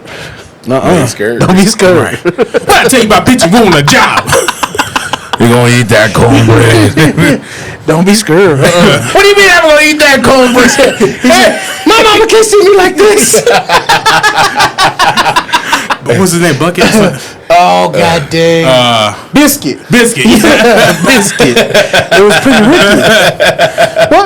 What's the deal with that? With who? Because do you remember, like, he was, like, until a certain period of time, he was in all of Martin's movies. Yeah. He was even on the show. Pretty Rick is what they call him. I thought you were talking about the group. No. Pretty Ricky. But yeah, remember on Martin, he's like, it was him. He's Yeah. like, Pretty Ricky, what they call him. Yeah. AKA Juana, man. So I don't know, like, I don't know if they were boys back in the day, or, you know how, like, Adam Yeah, Sandler always yeah. had his boys on all the fucking. That man looks out. Yeah. That's a whole nother genre of quotable movies.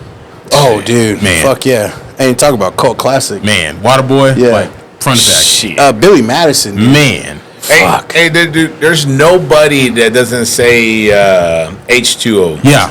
God, they're like literally. My mama said.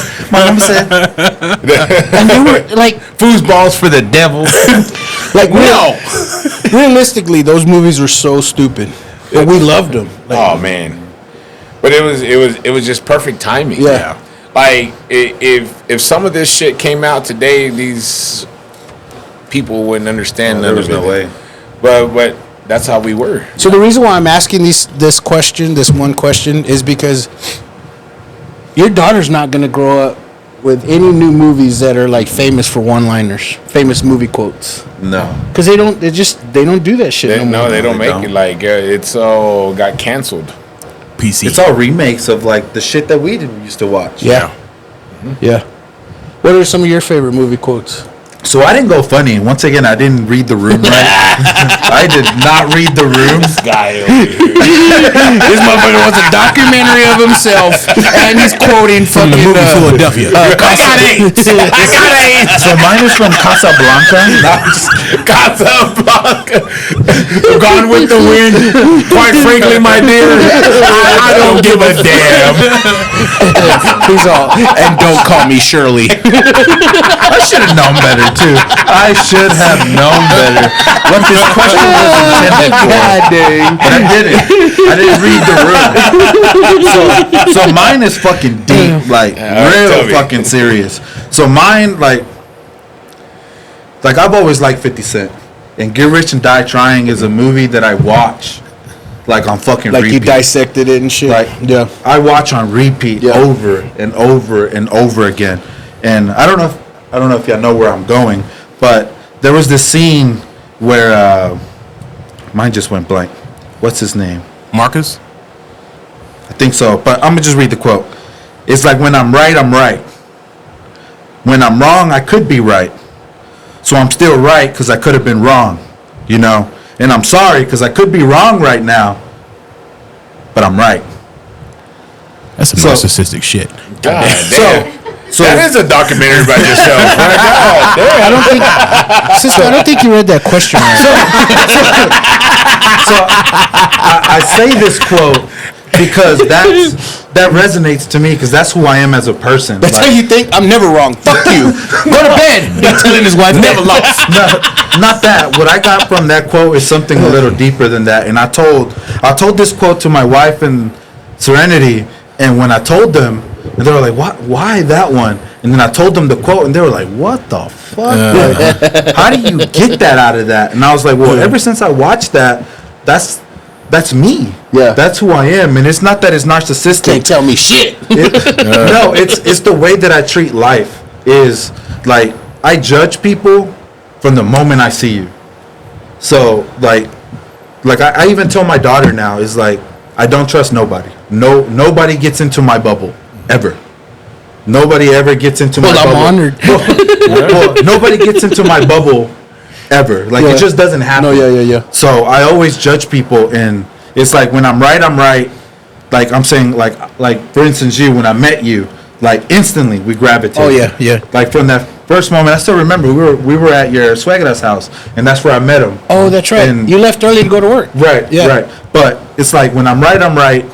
It's like, when I know somebody, I judge that person, and I judge them based on what I think that person could do. And the only way I let them in is by them proving me wrong. And my wife is the total opposite. Is she lets everybody in. She trusts everybody. She trusts everybody, and as soon as you fuck up that trust, you're gone. I'm the total opposite. Is I don't trust a single soul on this earth until I finally open up and I let you in. And that's my quote. That's crazy. And that's what I got from that quote. You and totally redeemed yourself. and your wife matches energies. Yeah. And don't show up late for a dinner date, because she would already have her appetizer and her meal already ordered. You're like, man, I was just 5 minutes late. And I have to follow this over here. And I was like, "You're killing me, Smalls." Once again, I didn't read the room. Hey, fucking goddamn Dumb and Dumber. Dumb and Dumber. Dumb and Dumber. Sorry, we're again trying to get replenished. Sorry. Dumb and Dumber is the funniest shit Hilarious. I've ever seen in my entire life. You know what? Me, myself, and Irene.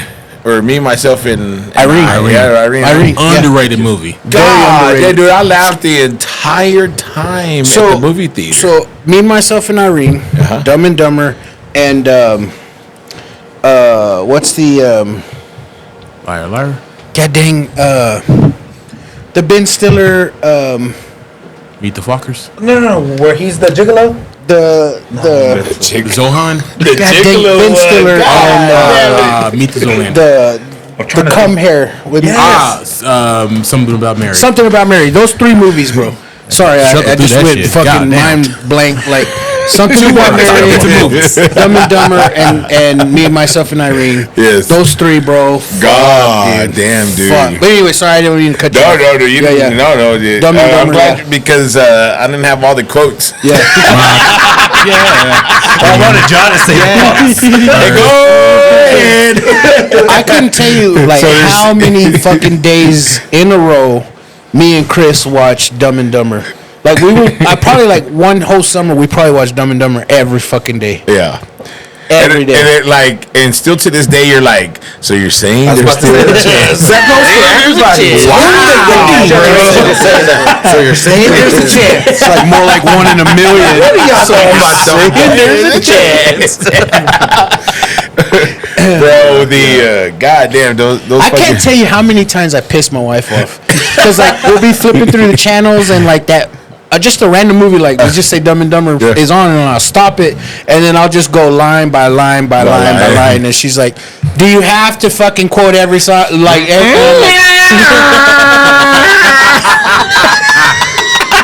you want to hear the most annoying sound? And she gets so fucking mad, dude. Hey, the one about something about Mary, I cannot remember the actual quote, but he was like, "Nobody's gonna tell me who I can and cannot work with." Hold on, You gotta see. Dude, it's so fucking good, bro. when it's the private detective, right? Oh, then Well, I don't know if it was the dude that was trying to fuck Mary. yeah. So is that a private detective? With the hired PI, right? Healy. When he's like, when he's talking about retards, right? Yes. Yeah. He's like, no one's gonna tell me what I can again. And that's what I said. But No one's gonna tell me who I can and cannot work with. And she was like, "That's not what I meant." Because she got mad. He's like, I got a couple retards. No one's gonna tell me who I can and cannot work with. I worked with a couple of retards, and she was like, "Oh my god, nobody's gonna tell me who I can and can't work with." Yeah, dude. Something about Mary, me, myself, and Irene, and Dumb and Dumber. Like fucking Jim Carrey. Dude. God, he was the dude. Hey, dude, in Living Color, Jim Carrey was the motherfucker. How do you do that? Like for real? How are you that white boy in the Wayne's family? Be And undeniable. you fucking outshow them. Be undeniable. Yeah, That's for it. real. Yeah, Fire Marshal Bill is one of the top. Like, Let me tell you something. Fire Marshal Bill. Fire Marshal so you're Bill. walking along the road, right? And then, oops, a little can of gasoline. Fire Marshal Bill made a cameo in one of those movies that we're talking about. I think it was something about Mary. Hilarious. Yeah, he hold on. I might be fucking this up, but he made a cameo in one of those fucking movies. He's in the background. Brilliant. And I didn't know that until TikTok showed me like didn't see last it. Yeah, year, and I was like, "What the gotta fuck? look I it up. totally missed it." Yeah.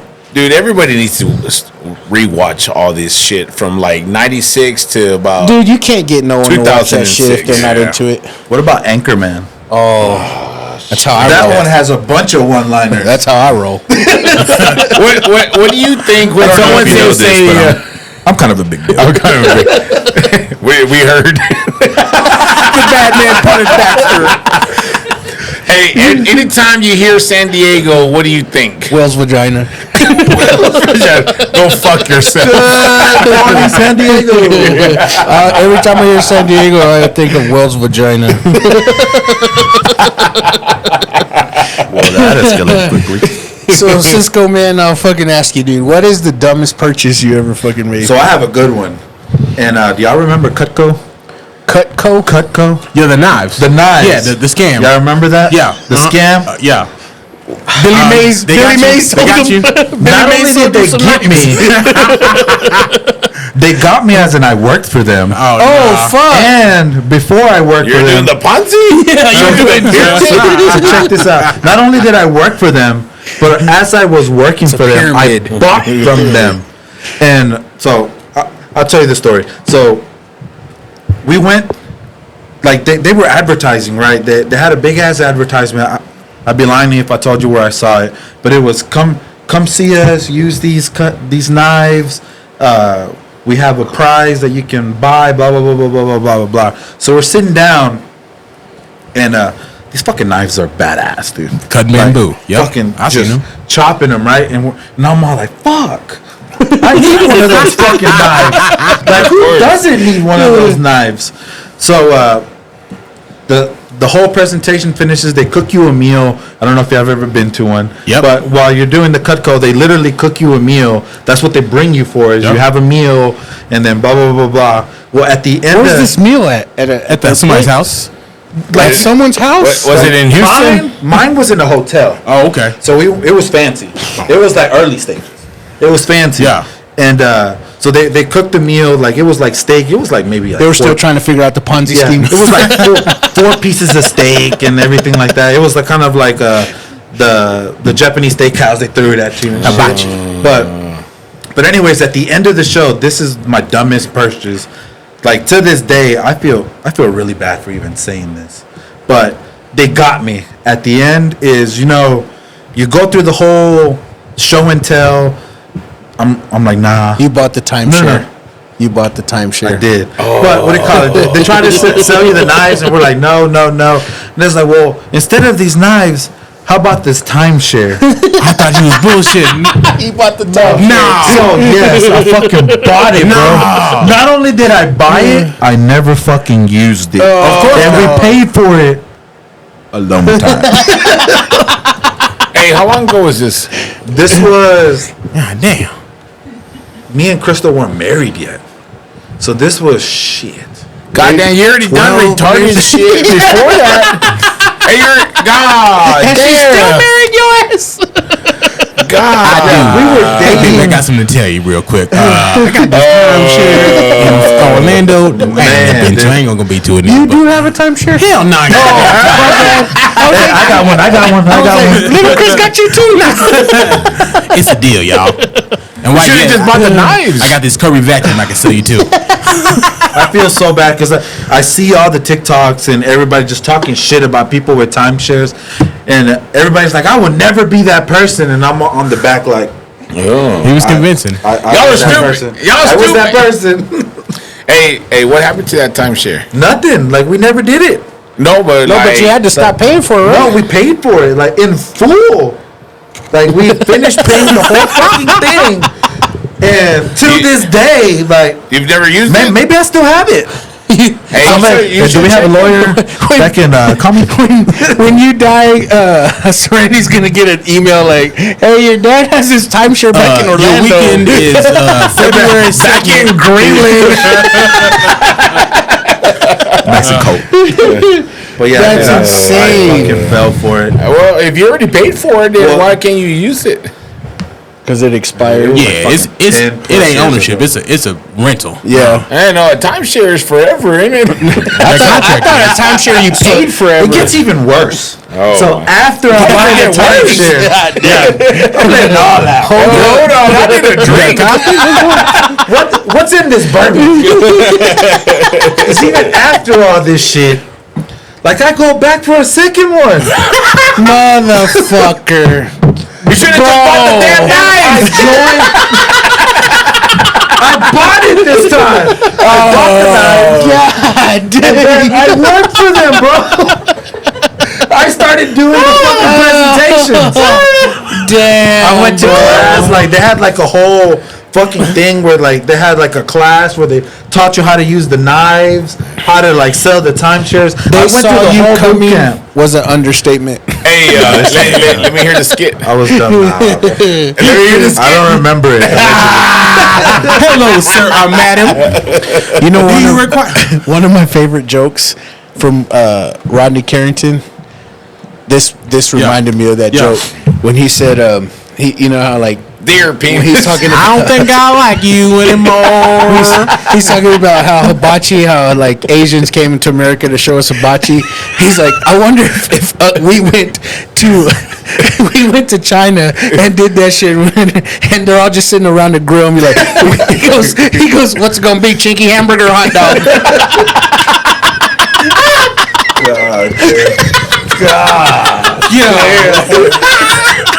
Hey, that's a business idea. That's a business idea. We're gonna go ahead and trademark that right now. They're all sitting around the round grill. About 35, 45 minutes. They're all sitting around the round grill in lawn chairs, and he's like, How you what's it like your gonna be? nights? You like them dark? You like your nights dark? Yeah. All right. Yeah. They probably give me a beer for free.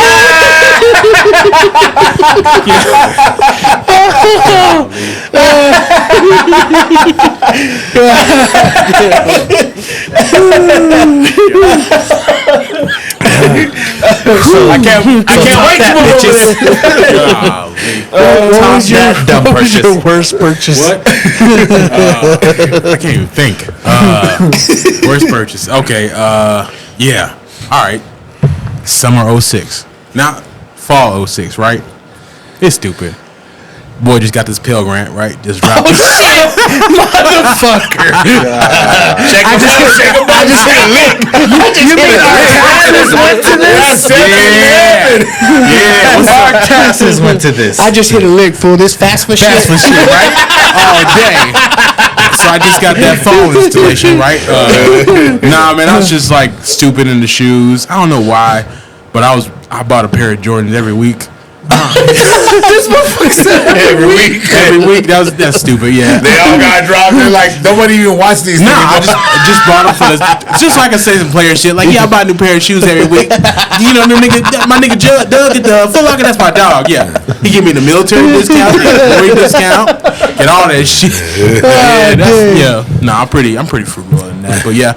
I was balling, figuring it all. Balling on the budget. I was balling on that Pell Grant, nigga.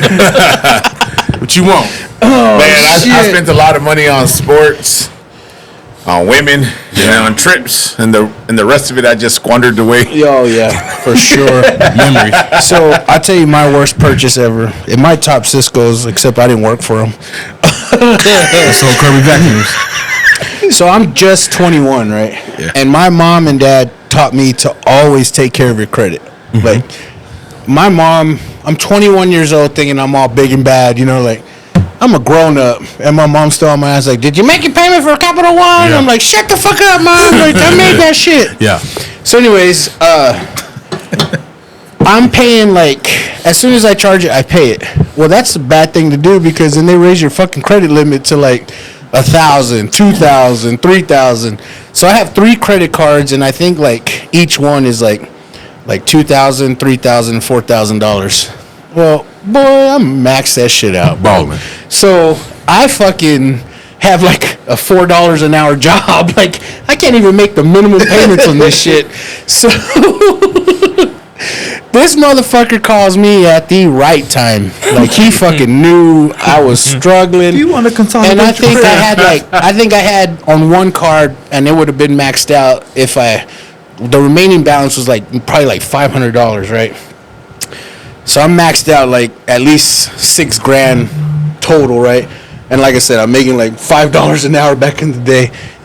And he fucking calls me. He's like, we can help you consolidate your credit card shit. And I was like, oh, fuck yeah. And he was like, just give me your credit card number and we'll send you the packet. And I don't know shit. Like, fuck, they're going to help me. Dude, they finessed the fuck out of me. I paid them like $500, which was like the last $500 on the card. They sent me a packet that basically was like, hey, call this number. They'll help you. God damn. Dude, yeah, I got finessed, and I'm glad it happened because that's what woke me the fuck up. Yeah. Like, hey, dude, wake the fuck up. No one's gonna try to help your dumb ass. Yeah. Like, Yes, that ain't real. Yeah, man. So I remember just biting the bullet and fucking asking my dad, like, hey, man, I need you to co-sign on a fucking loan because I done maxed out my credit. And you talk about, like, that was worse than an ass whooping. I would rather have he just beat my ass than the lecture that he gave me. And then, yeah, we went to, what was Prosperity before it's Prosperity? It was a big Lubbock bank. No. It's a Lone Star. People are screaming at us right now. But anyways, it was Happy State. It was before Prosperity, and it'll come to me. But we go over there and we fucking get a loan quick as shit because both of our credit was good. I never missed. I maxed out, but and then my dad's credit was good. So yeah, they fucking consolidated, and I was like, whew, like fuck. But dude, they finessed the fuck out of me for like $500. Damn. No, mine's still bad. Mine's still worse. What was your worst fucking Shit, dude. I did a whole bunch of retarded shit. I don't even know if I want to even say it on here.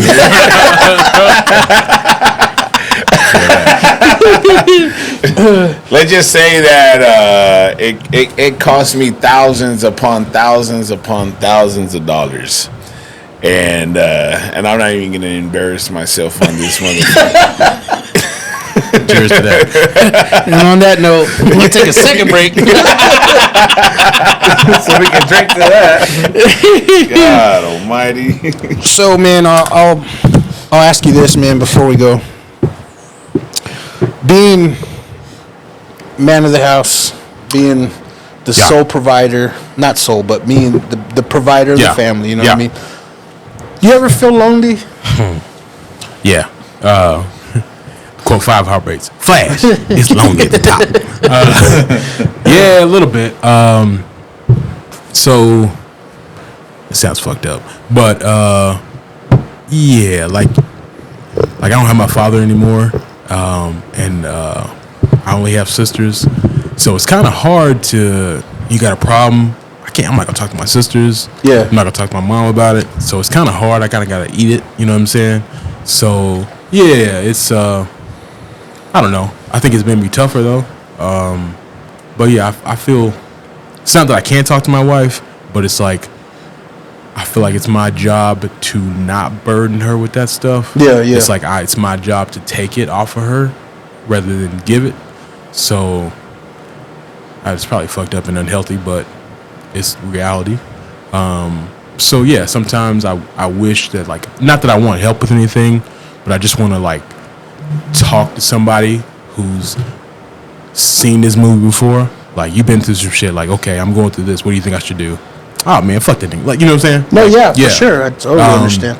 And while I don't have like biological brothers, I do have friends. But again, kind of the same relationship. Like, I don't really want to burden them, but I think I can do that a little bit more with them sometimes. But kind of just it is kind of lonely.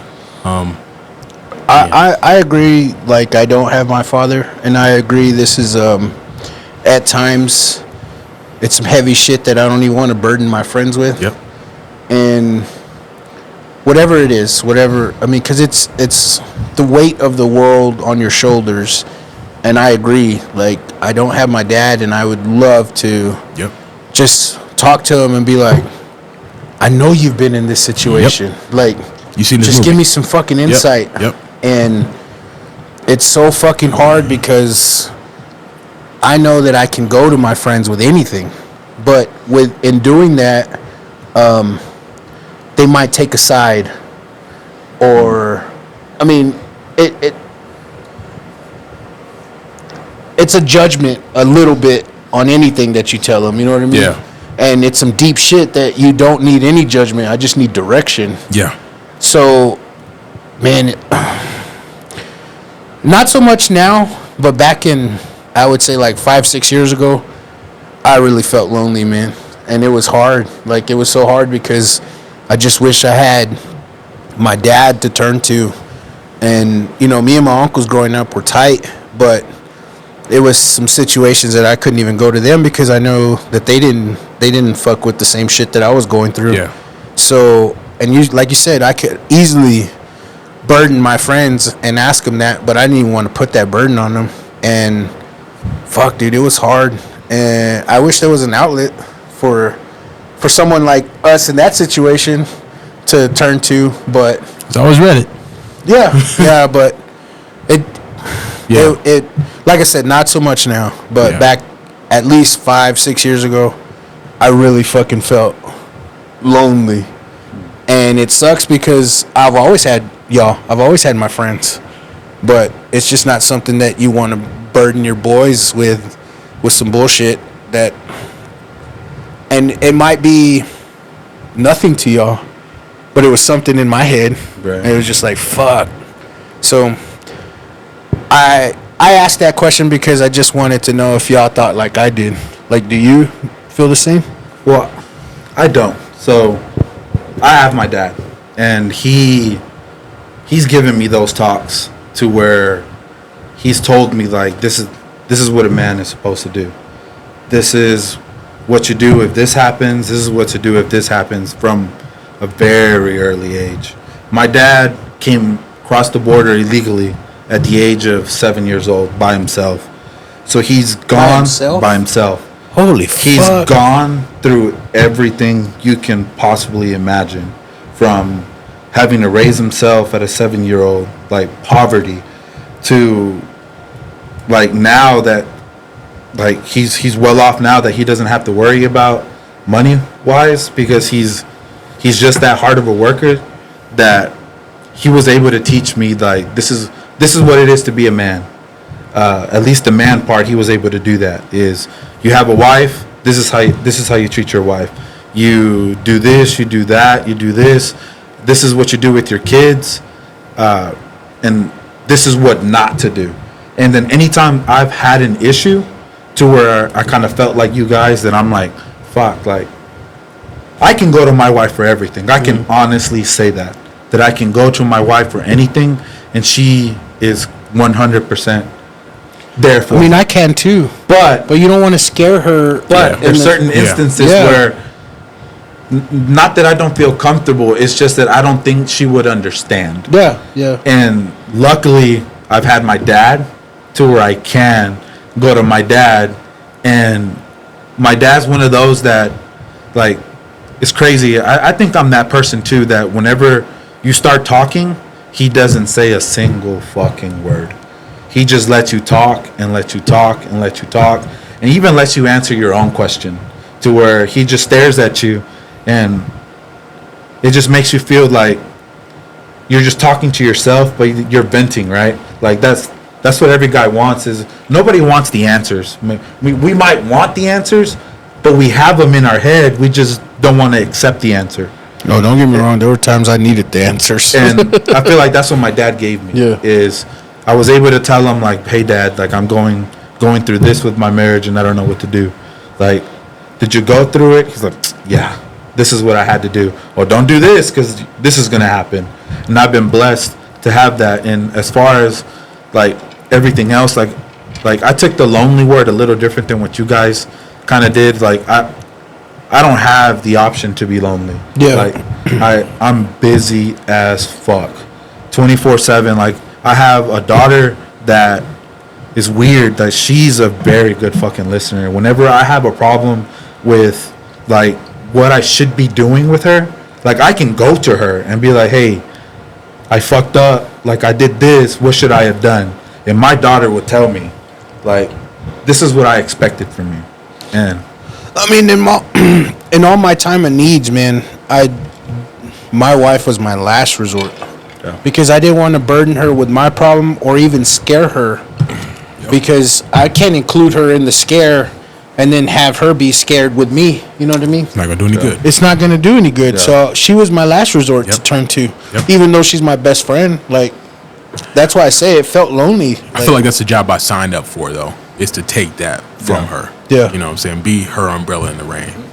You're the provider. Yep. And provider doesn't mean that I'm always paying for shit. It just means that you're trying to create a more peaceful environment. I try to be the head of the household. Like, I think I take that, you know, as a privilege and a responsibility, you know. But yeah, it's not dictatorship or anything like that. But she also knows that you are the one that she needs to depend on because like you Can't turn have two around and chiefs. like, hey, like what do we do? Can't have two chiefs. And now you can ask her for her opinion, but you're still the man. And when I say the man, I'm saying, like, you are who she wants you to be in charge. Yeah. I don't feel lonely ever.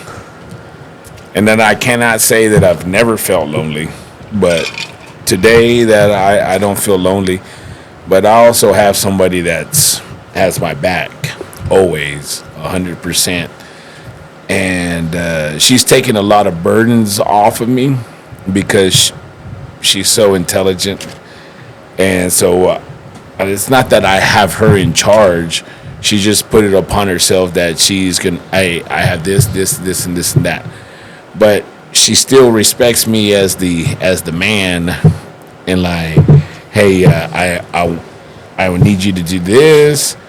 Hey, blah blah blah, whatever it is. She views me as the man, and so I'm never lonely ever today. Yeah. Y'all think it's misogynistic to say that that's the way it should be? Because I mean, 2024 Courtney is like, can you really say that? But I'm like, how many relationships work where there's two chiefs? That shit doesn't work. Like, No. I know that's probably terrible to say now, but there's a reason those dynamics have been in place for how long they are. You know what I mean? I think you're right. I think it's for people that think it is misogynistic. I think that's the person that's got like 30 failed relationships under their belt, right? You know, Yeah. because they're not submissive to being to their husband being the provider and the. I mean, it doesn't mean you have to cower. Exactly. But just don't give them shit about everything. Like, if it is what it is, just get on board. If it doesn't work, then figure it out. Well, that's the thing. You got to figure it out. Yeah. You might come home tonight and tell me that this happened. I'm fucking exhausted from my own shit that I came home with, and I've done this several times. I was like, okay, you're like, well, it's a big deal, and it is a big deal, but like we're not gonna fix it tonight. Let me go to sleep. Tomorrow I'll fix whatever the issue is, and it's usually gonna get fixed because that's what we do. We fix shit, and it ain't, like I said, it ain't because I'm the man. I'm this. I'm that. I make more money than you. Whatever the fuck it is, it's just because that's what we do. We fix shit. Our heart ticks a little bit different, and our minds think a little bit different, and we're gonna fix something. I don't want it to come across as like I'll never take my wife's thoughts or theories on anything into consideration. Yeah. You know what I mean? Yeah. I'm not that, hey, you go make me a sandwich and shut up type of person. I'm not saying that. But yeah. But I get what you're saying though. Like, the dynamic was set for so long and it worked for so long, and then all of a sudden shit changed and failed marriages are what, 50% now? 50% divorce rate. So it's crazy, bro. It's fucking crazy. Yeah. Maybe it was built by design. I think so. To depopulate the fucking world, you know? Message. Take the dads out of the families. Yeah. Like, look at every TV show. The dad is an idiot. A real TV show that's not a reality show. Every dad's a fucking idiot. Yeah. Starting with Homer Simpson. He's a fucking moron. Yeah. Home Improvement. Yeah. I think it was built by design, for real. Yeah, we are all the fucking dumbasses, right? And all this shit. What do you mean? Like when we watch shit on fucking TV, we're all the fucking dumbasses. Yeah, for sure. Yeah, we're represented by the dumbass. Incompetent. Yeah. I mean, Married with Children, Homer Simpson, Malcolm in the Middle. The dad was a dumbass. Yeah. I mean, that's just what they portray the dad to be. Yeah. The other Al Bundy movie or show, what was that one? Modern Family. Modern Family. Yeah. Both of them. Like they didn't have a lot of shows that were the Wonder Years with Kevin Arnold's dad. Yeah. Yeah, he was hard. That was a real dad that put a foot in your ass. Yeah. Like, yeah. Anyways, shout out to Cliff Huxtable. I didn't want to get that deep, but we did. So, but guys, really and truly, thank y'all, man. Thank y'all for coming. I'm gonna stop. I'll say it now. I'm gonna stop asking for your shout outs, and what I want to do is give you a voice and a platform to just say a message, and it could be whatever, man.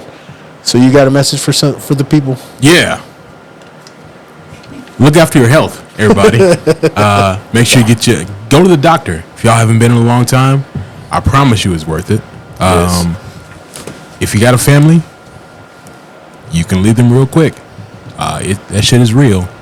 Had a couple homeboys that died real recently, and I got close. So definitely look after your health. You owe it to yourself, and you owe it to your family. Get it checked out. Get it checked out. Why? You scared of the doctor? I promise you, hospital's way worse. Yeah. Hey, Go to the man. doctor. Yeah. 5 years ago, I told myself, I was like, I'm gonna get regular checkups. Why not? And so I have, and I actually feel healthier, and I feel better about myself, and I know what my numbers are. That's it. And you just go to the fucking doctor. I had the whole ostrich, like head in the sand mentality. Like, if I don't know about it, it can't be bad. Like, it can't hurt me. It's the dumbest shit in the world. It's cowardice. Like, But a lot of men think like a that. lot of men think that way. I grew up with people in my family like, why am I going to the doctor? They're just going to tell me something's wrong. Exactly. Well, you need to address the You need something's to wrong. address Yeah, something like- because there's something's wrong. Yeah, man. So, yeah. Go to the doctor. That's good. Fuck Yeah. yeah. What's your message, brother? Mine, I wrote it down so I don't want to fuck it up. Mine is comparison is the thief of joy. Amen. To stop comparing your failures to other people's successes. Oh, for sure, bro. For fucking sure. I don't get that. Yeah. You know, we are so tight in our bond that I would like to think that that's non-existent in between us, but you see it, and I'm just like, why are you not clapping for your friends, bro? Why does their success piss you off? Like, you should be happy for them. Yeah. People shoot eagles but feed pigeons. Yeah. Nobody wants to see anybody fly. Like, it's crazy, bro. crazy, It's bro. fucking That's right. crazy. And I also feel like it's a little bit a part of our culture. Like the Mexicans, like whenever you do something good, what's the first thing your uncle say? They're selling He's trying drugs. to show up. They're selling drugs. They're selling drugs. That's why he's got money. Oh, look at him. He's got a degree, and now he's fancy now. Se cree mucho el güey. And that's why I love my fucking friends, because you cannot talk down to your people. No. Hey, your brothers, like your legitimate brothers, your friends, you don't, you like, everything is like, whatever accomplishment you get, this is us. We won. We won. We are doing better Yeah. because you're doing good. Exactly. And if you're not doing as good as we are, you're still doing good, because we're still doing all of this shit right here. Like when I tell my people, my friends, people that I know, that me and my brothers, we don't argue. And when we were kids, we're kids. But today, we do not argue with each other. I do not argue with any of my friends. We have parties, we have get-togethers, and there's no hostilities, ever. And if there's a hostility, it's because a new entity came in. But our core, there's never a hostility, and they will always have your back. And all walks of life, like every single one of us does something different, and we're not envious of each other. We just hang out. We do what we do, and I love my family, and I love my friends. We tailgate together. Like we might have the calmest tailgate ever, because everybody wants to just have a fucking good ass time. Yeah, there's never. It's just chill. It's just chill. The vibe is always 100. Yes. For real. But that's not even just our tailgates. That's just how we hang out. Just in how we general. hang. Yeah. How we hang out, because if you're causing a problem, you can't hang out with us. We're not going to allow that. And that's the thing too, is like if there is a problem, I mean we fucking nip that shit in the butt quick as fuck. Yeah, So- because we're not terrified. Because it's a cancer. You know, you Yeah. can't let that shit spread. No, we're there for a good time. Yeah. That's badass, bro. So, what I have to say is that you have to find your identity. You asked all these questions today, right? And so I tied all my entire answer about these questions. So find your identity. When you find that, you'll have passion. When you'll guide you to something better, something bigger, because you found happiness. You cannot do anything without happiness. We were quoting movies and laughing. How happy was that? Yeah. Dude, we were just laughing back and forth. Fucking movies. But that's our lives. To tie into what you're saying is something that I truly, truly believe. I believe that we vibrate on a high frequency when we feel great.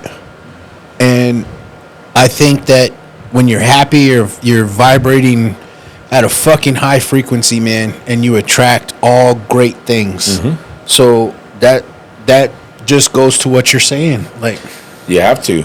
And then you got to keep on learning. You got to keep on evolving. Quit wasting time. Quit wasting money. You're like, quit going to Five Below and buying bullshit. Quit buying bullshit, right? Yeah. Follow your passions, and you'll never be lonely. God dang. Oh, philosophical message.